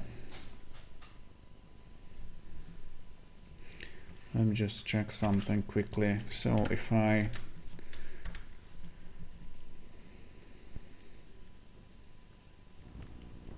this part is going to be ridiculous. So mismatching pixels is 0, which is good. And if I move stuff around, what the hell is this? Now it's this number. So let me just pop up Notepad and also calculate the amount of pixels on the canvas, which is this. So basically what I'm after when I want to tell the player how good they did with a percent, I just need to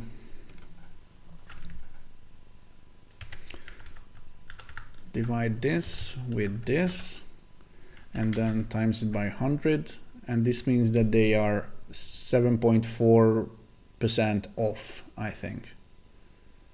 So yeah.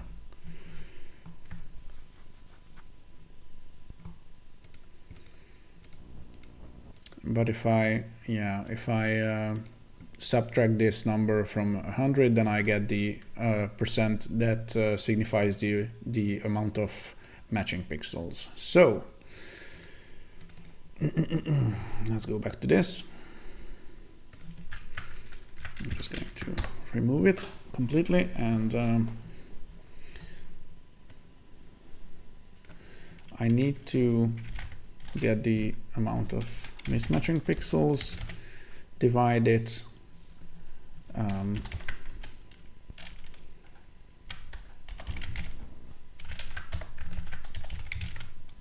no, what's the canvas player? Yeah, dot surface width times canvas player dot surface height, and this gives me the 0.7 stuff. So if I times this by 100 and actually round this and subtract the amount from 100, then this should give me the percent of matching pixels, I think, unless I screwed something up again.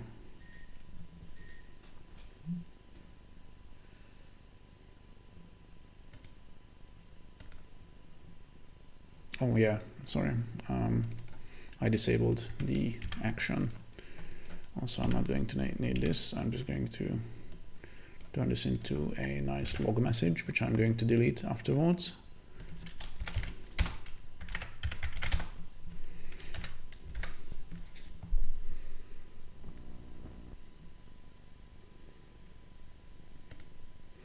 Okay, this looks good because this is supposed to be 100% match. If I move something around, now it's only a 97% match. Now it's 100 again. That's nice, I think. So what I want to do is possibly try the game and actually play it, but first I'm going to do this little number on the to-do list, which is to disable the rotation of perfect circles so it does not cause any issues. Although I don't know if we should ever reward the player for 100% perfect result or not. I mean, it's probably better if we just say that if you're above 90% that you're good to go and you get max points or whatever. But just to be safe, I'm going to disable the rotation of the circles. Or do I want to disable it, or yeah, probably. So for this I'm going to add the little instance variable and call it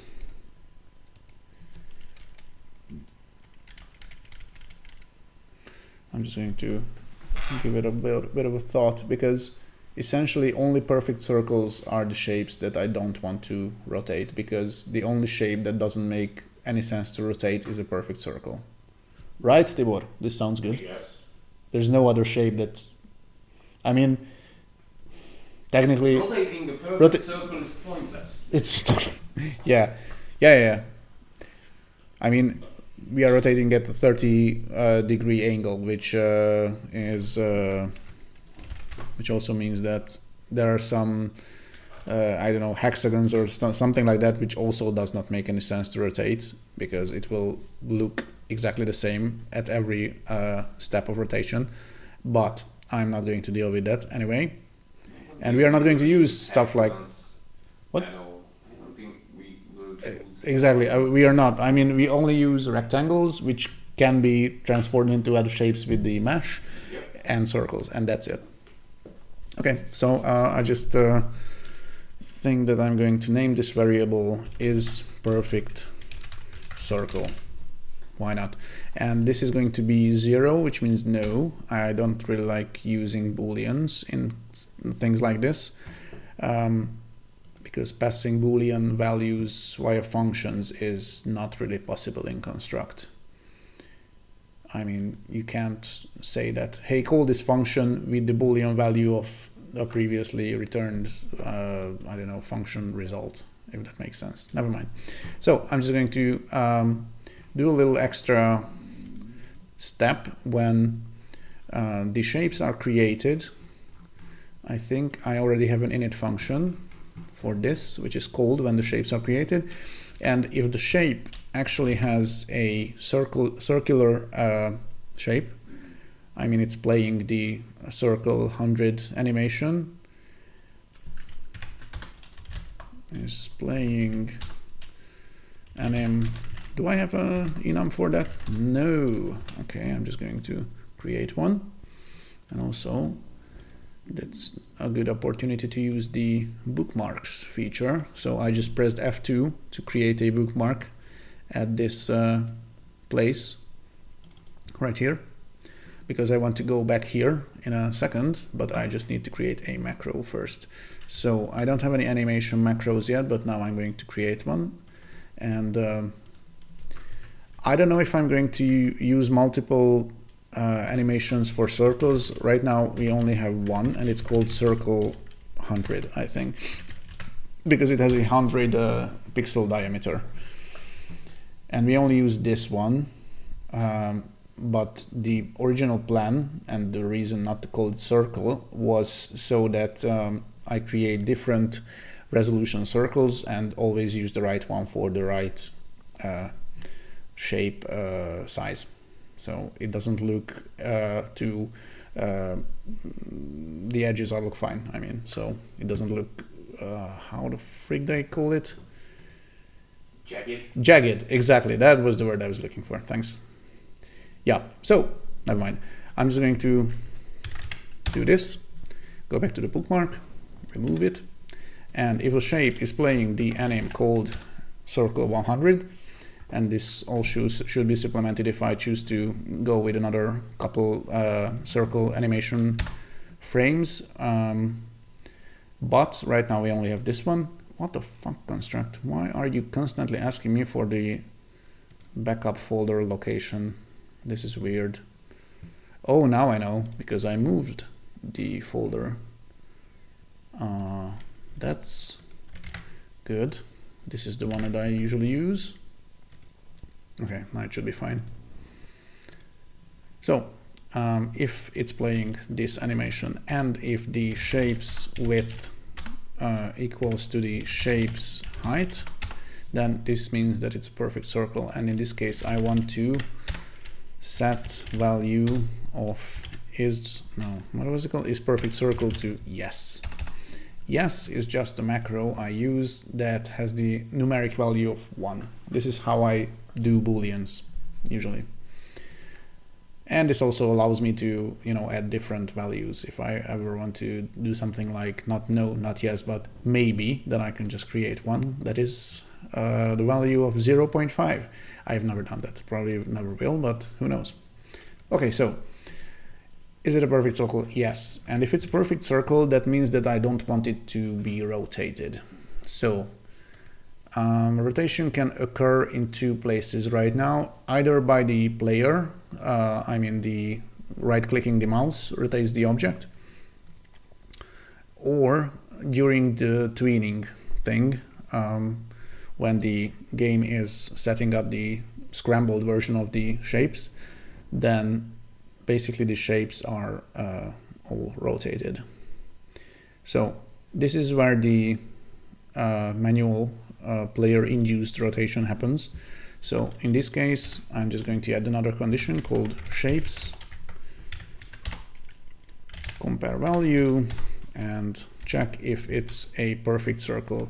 And if it's not a perfect circle, then I want the rotation to happen. So this means that I cannot do the rotation right now from the original version, I think. So if I choose this, for example, I don't know if it's a perfect circle or not, but let me just grab it, and if I right-click it, nothing happens, definitely. So if I remove the condition, then now it should rotate. Is it happening? Yeah, the little jagged edges are showing a little. Okay, so this is cool. And the other one instance that does shape rotation is the tween, as I mentioned, so I just need to find that. And this is right now called right here. So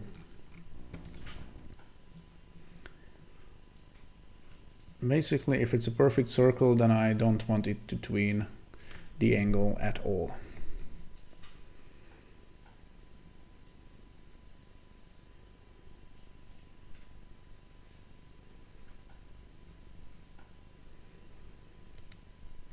Okay, this is where the rotation occurs, and I think if I just put something like shapes dot And check the value once again. If it's a perfect circle, only rotate the stuff that are not perfect circles. I think that should probably be sufficient.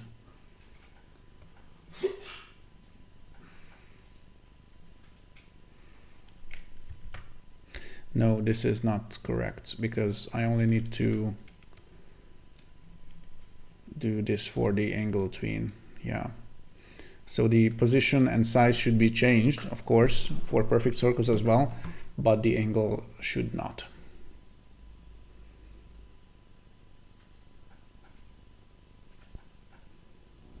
I think it's all right. I mean, not 100% sure, but yeah, possibly. I'm just going to give it a go.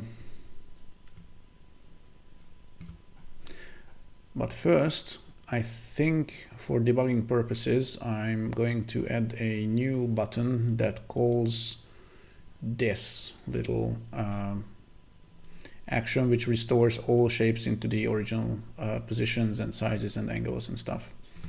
So I'm also going to go back to this, but change it a little because this is actually not a perfect circle, but now it is. And I am going to, what was the other one? Oh no, construct should help me. Yes, cool. Because this is a bigger, this has a bigger circle and it should really show the jagged edges. Okay, so I can move it, I cannot rotate it. If I press space, then seemingly did not rotate. Yeah, this is the original angle, seemingly. So this should be fine, I think. Yeah, it's the circle is definitely not rotating, I think. It doesn't look like it. Cool.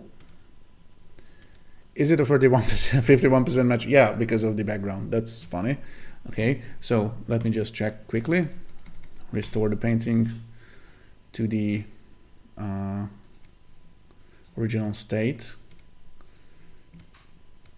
Okay, put this right here.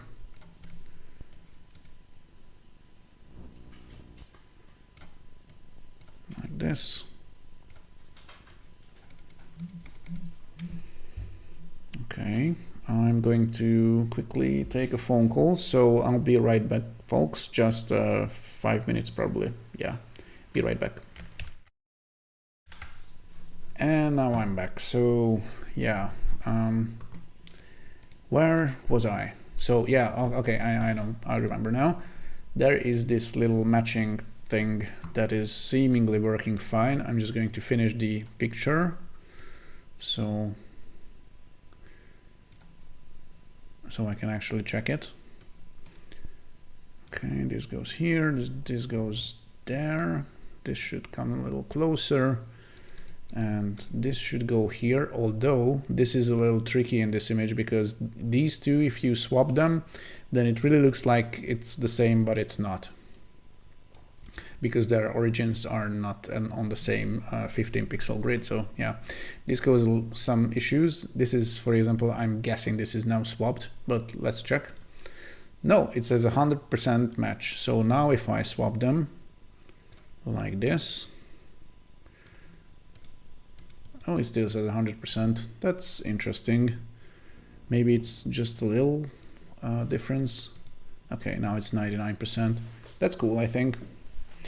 One other thing is that I'm not sure if I want to calculate the matching amount of pixels of the canvas.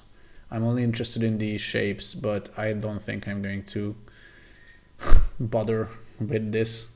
I mean, yeah, I'm going to go the easy way. So this is fine. Okay, so it's 100% match. I restored the image. That's very cool. Seemingly it's working. I'm just going to go to the to-do list, and this is now even, I'm going to change the tick to a bigger one because this is now actually something that actually gives the player a % on how well they did. And the perfect circle disable rotation bit is also done. So I think this calls for a break. I know that I just wasn't a break, but this was a phone call, so I actually need to hydrate, get some air. So I will be back in 5 minutes, maybe 10. Be right back, guys. Sorry. And we are back once again. So we talked a little bit about the timer thing with Tibor, and he suggested that in the easy mode there should be a timer that counts up. So there's no real pressure on the player to meet a target timer or something, so it's not a countdown. But maybe on the harder versions there should be a countdown, or we can just say that it's still a normal timer that counts up, but there is a deadline. So I can just display, I don't know, 30 seconds, and then the player has to complete the level in 30 seconds most. And if he fails, then there's a lose condition opportunity to take. So you can just display something that the player failed and should start again or something. Nevertheless, I'm going to get the timer working, just the basic version at first. So I'm definitely going to create a new version of the project once again and publish the current one on itch. So if you guys are watching and want to try the game, then it's possible once again. And now you can actually check whether the results are accurate or not. So I'm just going to push the new build to itch.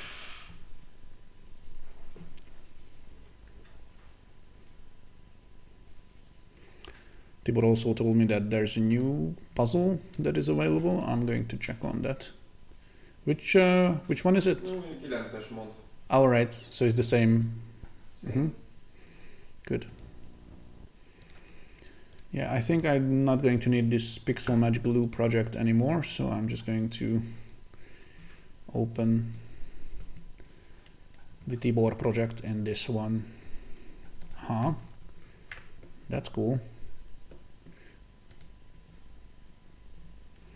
Is this a Bortnik as well, or no, something else? It's yeah, I forgot the name. But you can look it up, right? Excuse me? But you can look it up, I mean find it. Good. Also, do you want to change the size of the canvas or something? Because this looks like a square, so... Yeah, I didn't want to mess with it. You can, totally. You can if you want to. Okay. Will do. And this also provides an opportunity to check. The Dutch artist. Oh yeah, of course. Yeah, the Mondrian rectangles or squares or something. This rings a bell. Yeah, composition with red, yellow, blue and black. Don't know which one of those. There's a ton of them.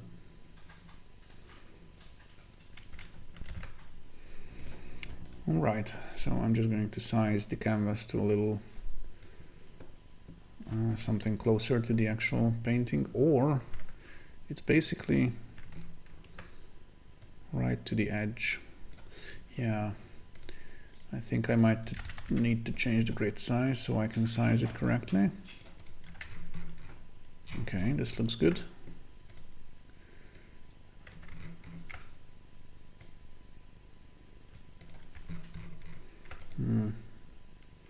This overlaps a little. Yeah, because of the... Yeah, it's not great, but I'm going to leave it like this. Maybe a little edge. Yeah, it has a little edge, and the background color is more grayish than that skin tone. Yeah. Yeah, I'm going to need to make the canvas recolorable properly. That's not a word, but never mind. tintable. Yeah.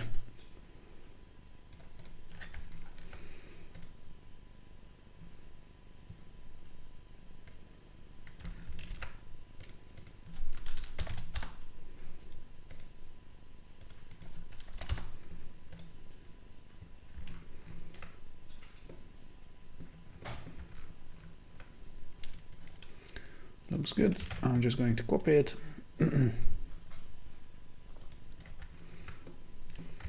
Paste it somewhere here and give it a name. Right.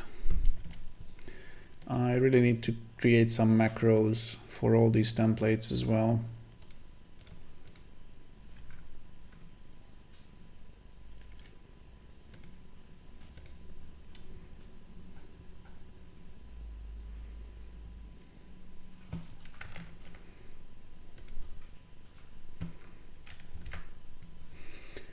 Yeah, I'm gonna do that now. So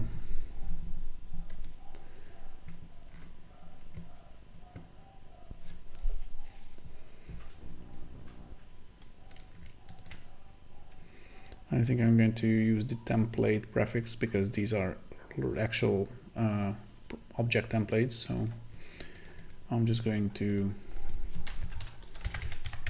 this is going to be the first one.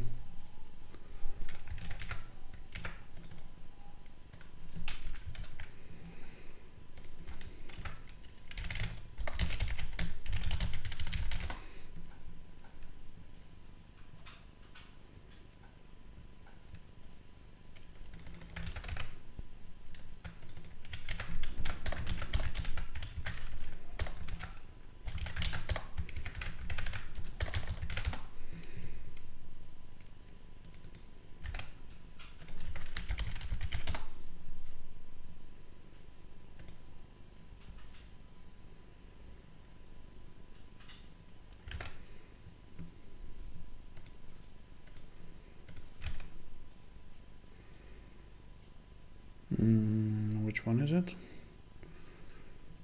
This is the one, I think. Yep.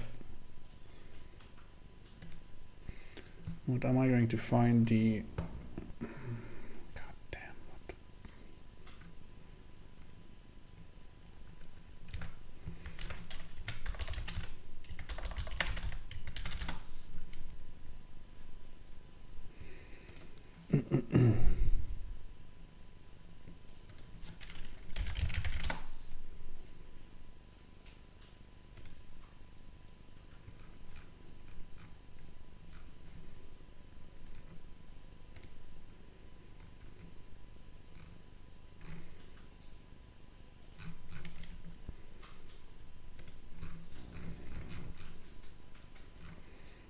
what's the title of the Mondrian painting?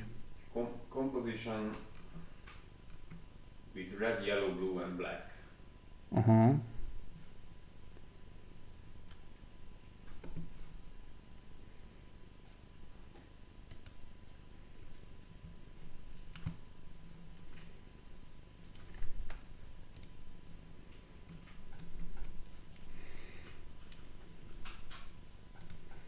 There are a couple, I think, with a very similar title, but yeah, I'm just going to call it composition, I think.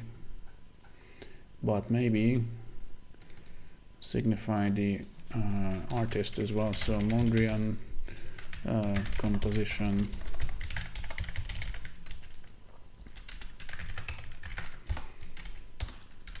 And do the same here as well.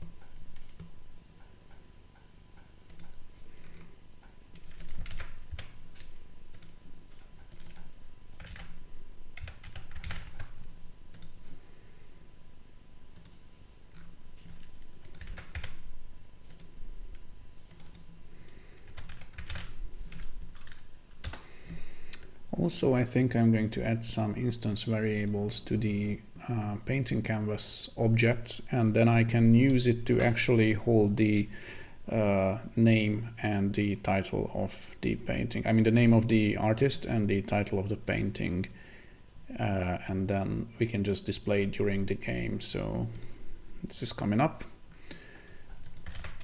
soon-ish. I'm just going to create a really simple loader basically, and if I press some button, then a right level shows up, or maybe add a preliminary menu screen, like something that will be the actual level selection screen, and I can just do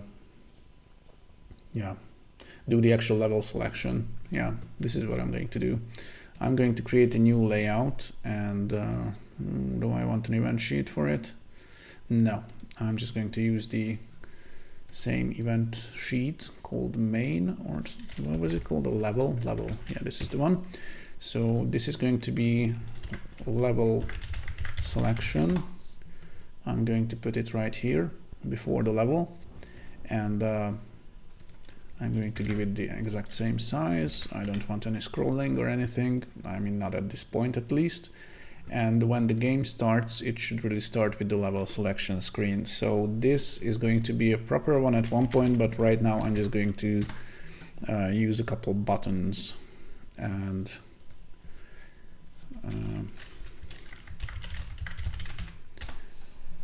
this is going to be removed anyway. I'm even going to signify it in the name to do remove. So I'm just going to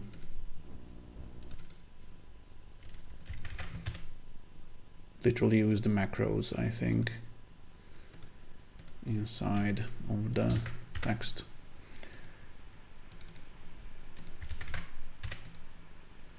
Oh crap.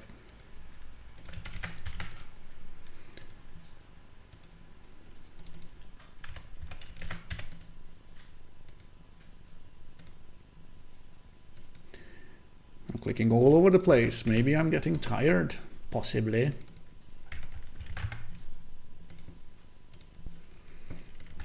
Good. All right, so since it's temporary button, and then it's going to be a temporary event as well, so I'm just going to do button level select is clicked. Then I want the game to go to the layout, which is called level. But first, I'm going to store the text of the button in an instance variable. So when the level is loaded, it's going to look for the global variable and load the right template.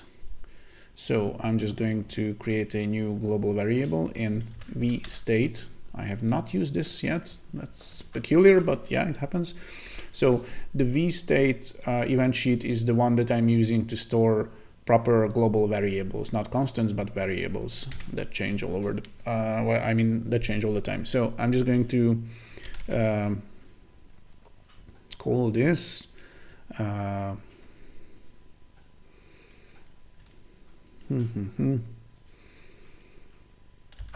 painting, and be done with it for now.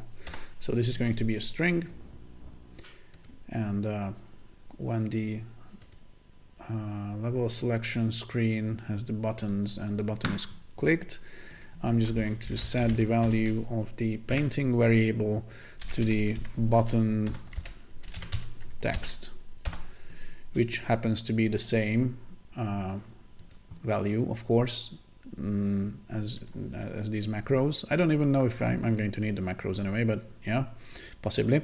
And it has the same values in the template name as well. So when I'm running the level, this I'm going to change to the level selection anyway. So when I'm creating the painting canvas object, I'm just going to use the template name that is inside the painting global variable. So now if I run the game, it should start with the level selection screen, which looks like total crap. It has 3 buttons randomly placed somewhere. And if I click this button, then it should load up the Bortnik painting.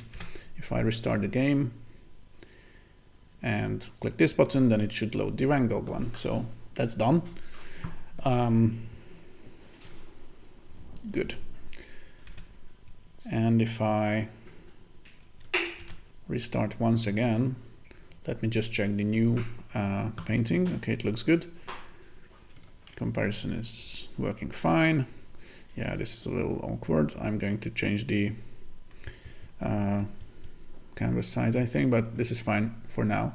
So if I press space, ooh, that was some visual glitch, maybe. Or did I just hover it over the mouse with the mouse and there was like a temporary outline? Let me just try it again. Okay, now it's fine. So let's try to recreate the picture. This with the freaking black lines, I mean, I'm not sure about this, Tibor. Yeah, yes, I gotcha. Most of them are the same in size. Same length. Yes. Yeah, but not all of them, as I can see. Most of them. Got it.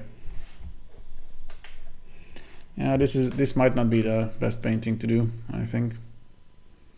Anything that has very similar but not exactly the same components is suboptimal, I think.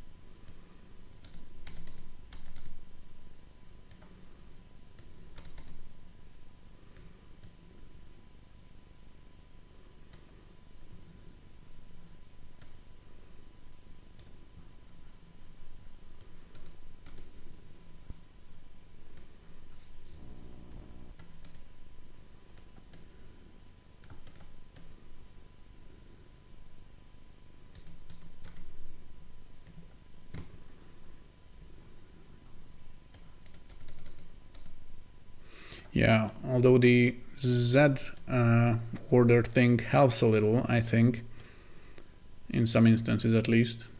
Yep. Yeah, but this is not the one I want. This is also behind it. Okay, this is over it, so maybe this is the right one. Yeah, I'm sorry.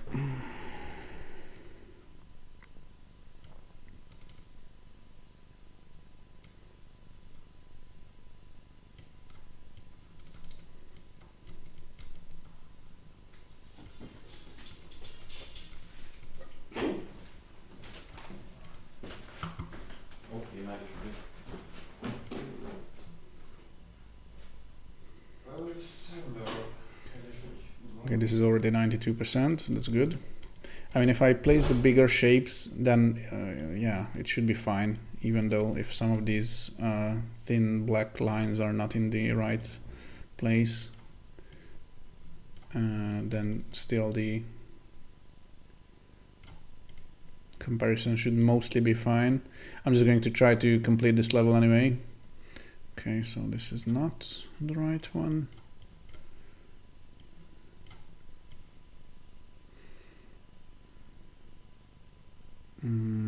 Wait a second.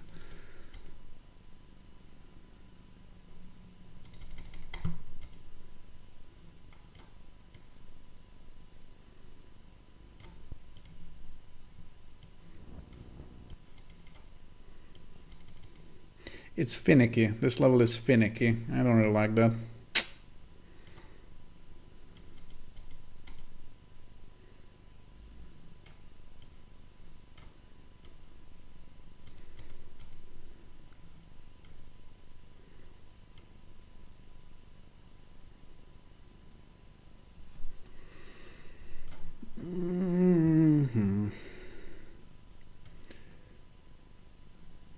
What the hell? I mean, I need a shorter one, or maybe these are cut into two parts or something.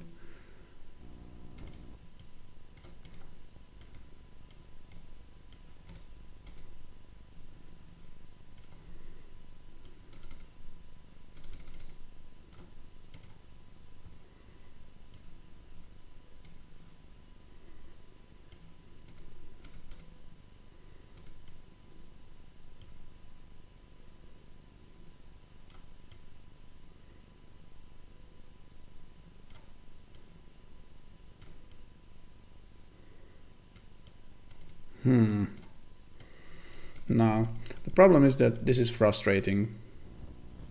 Yeah.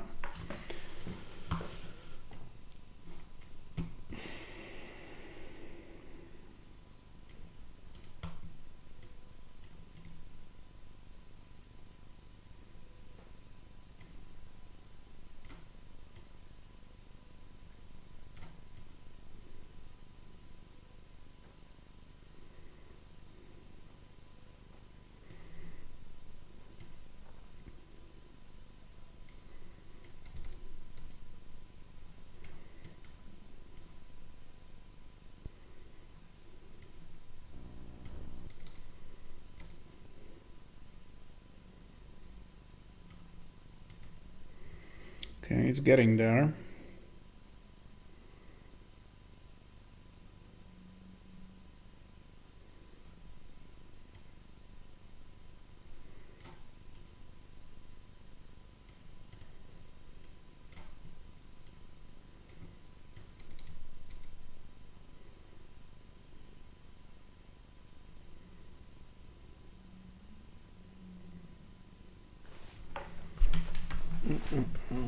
This needs another item.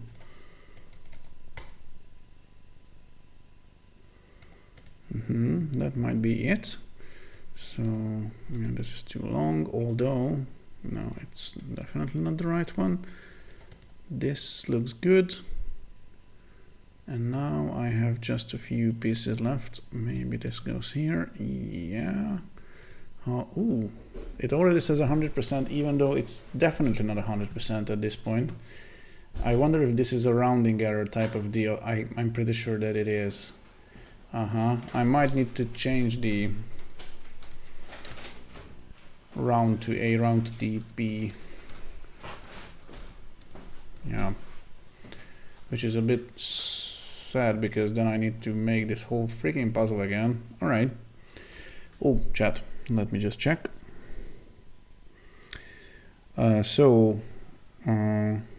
Kill Me No Hero, if I'm pronouncing it right, let me know if I'm not, says that you could make, you could maybe make some parts logged so they stay on the canvas at the start and don't get scrambled. So the puzzle is more about completing the painting instead of completely recreating. This is a good point. Yep. What you think about that? I'm on it. Yeah, definitely. I mean, this could be, once again, something that could be, used as a difficulty adjustment thing. So how many pieces of the puzzle are actually scrambled? Yeah, this is a good idea, and for some reason I did not think about that at all. Yeah.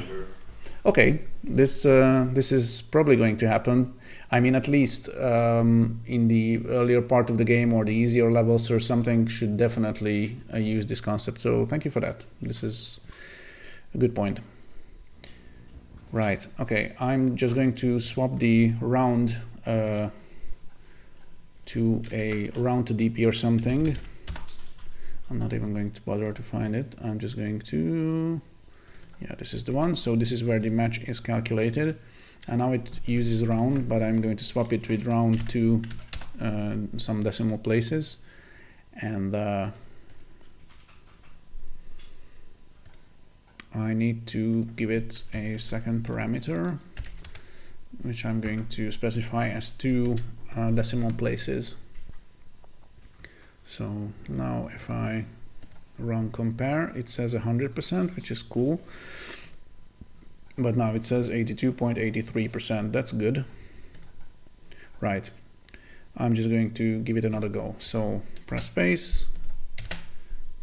I think I'm going to quickly add another button that does the scramble thing.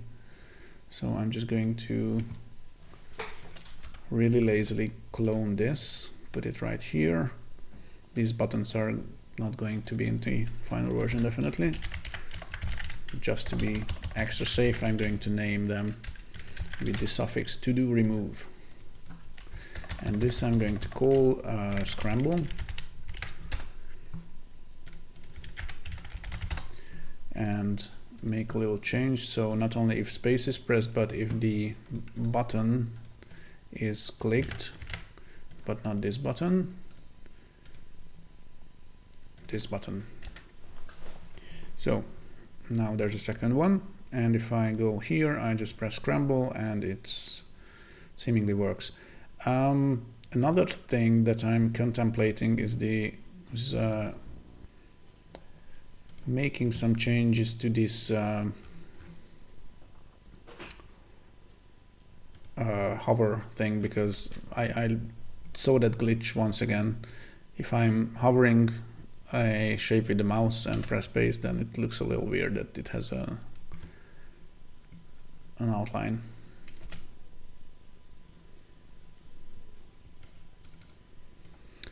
I might change that bit. Right, so I'm going to try to make the puzzle once again. And also, I'm afraid we are once again going to have to go on a break because our food has arrived. So, yeah.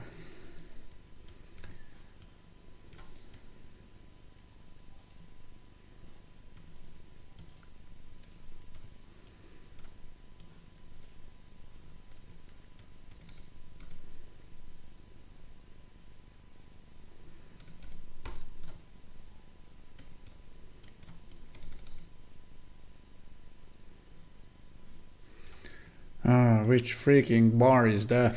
You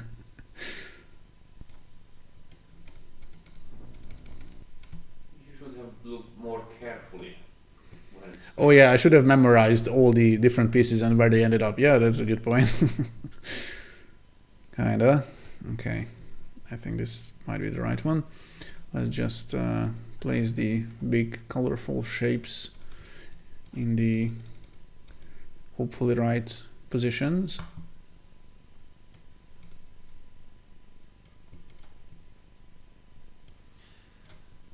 Yeah, that was the sad part, that the original art has this different lines. Yeah, but then yeah, I think you should, you know, choose another painting in this case, because this is kind of frustrating. It is. To be frank. So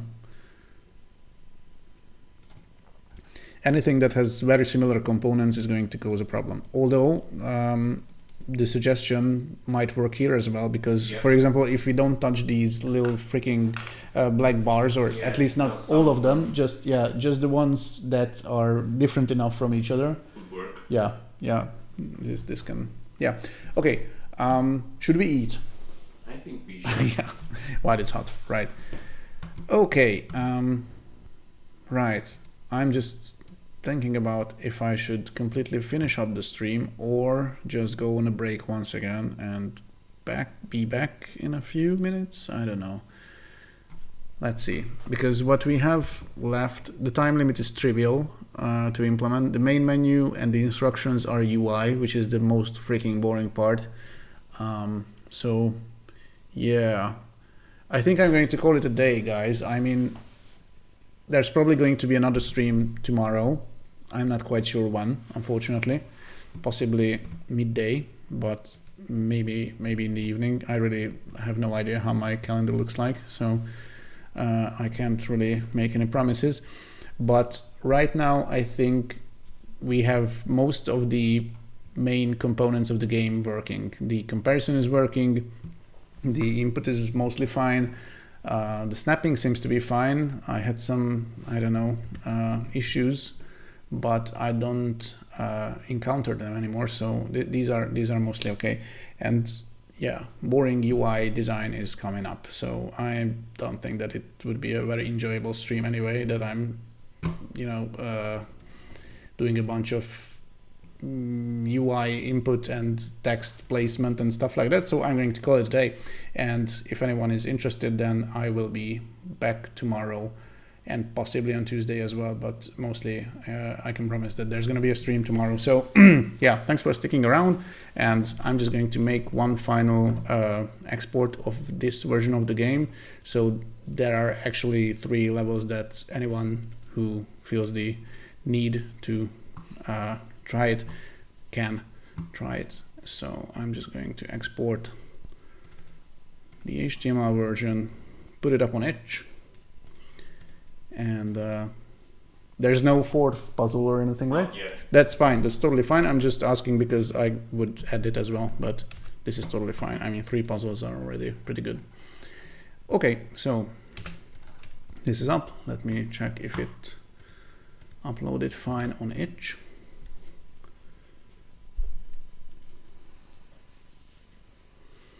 Looks like it.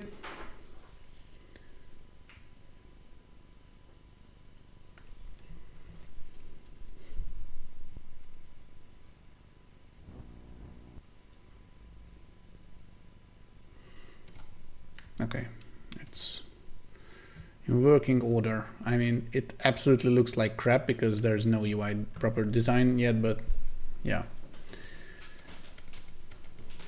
should be good. Right. Okay. So thanks once again for sticking around, and I'm just going to check if we can raid someone. I think 2 nerdy nerds are probably streaming right now, so I don't know if I can, but I'm going to try to set up a little raid because I really like them, and I'm going to check on their stream anyway. So let me just check.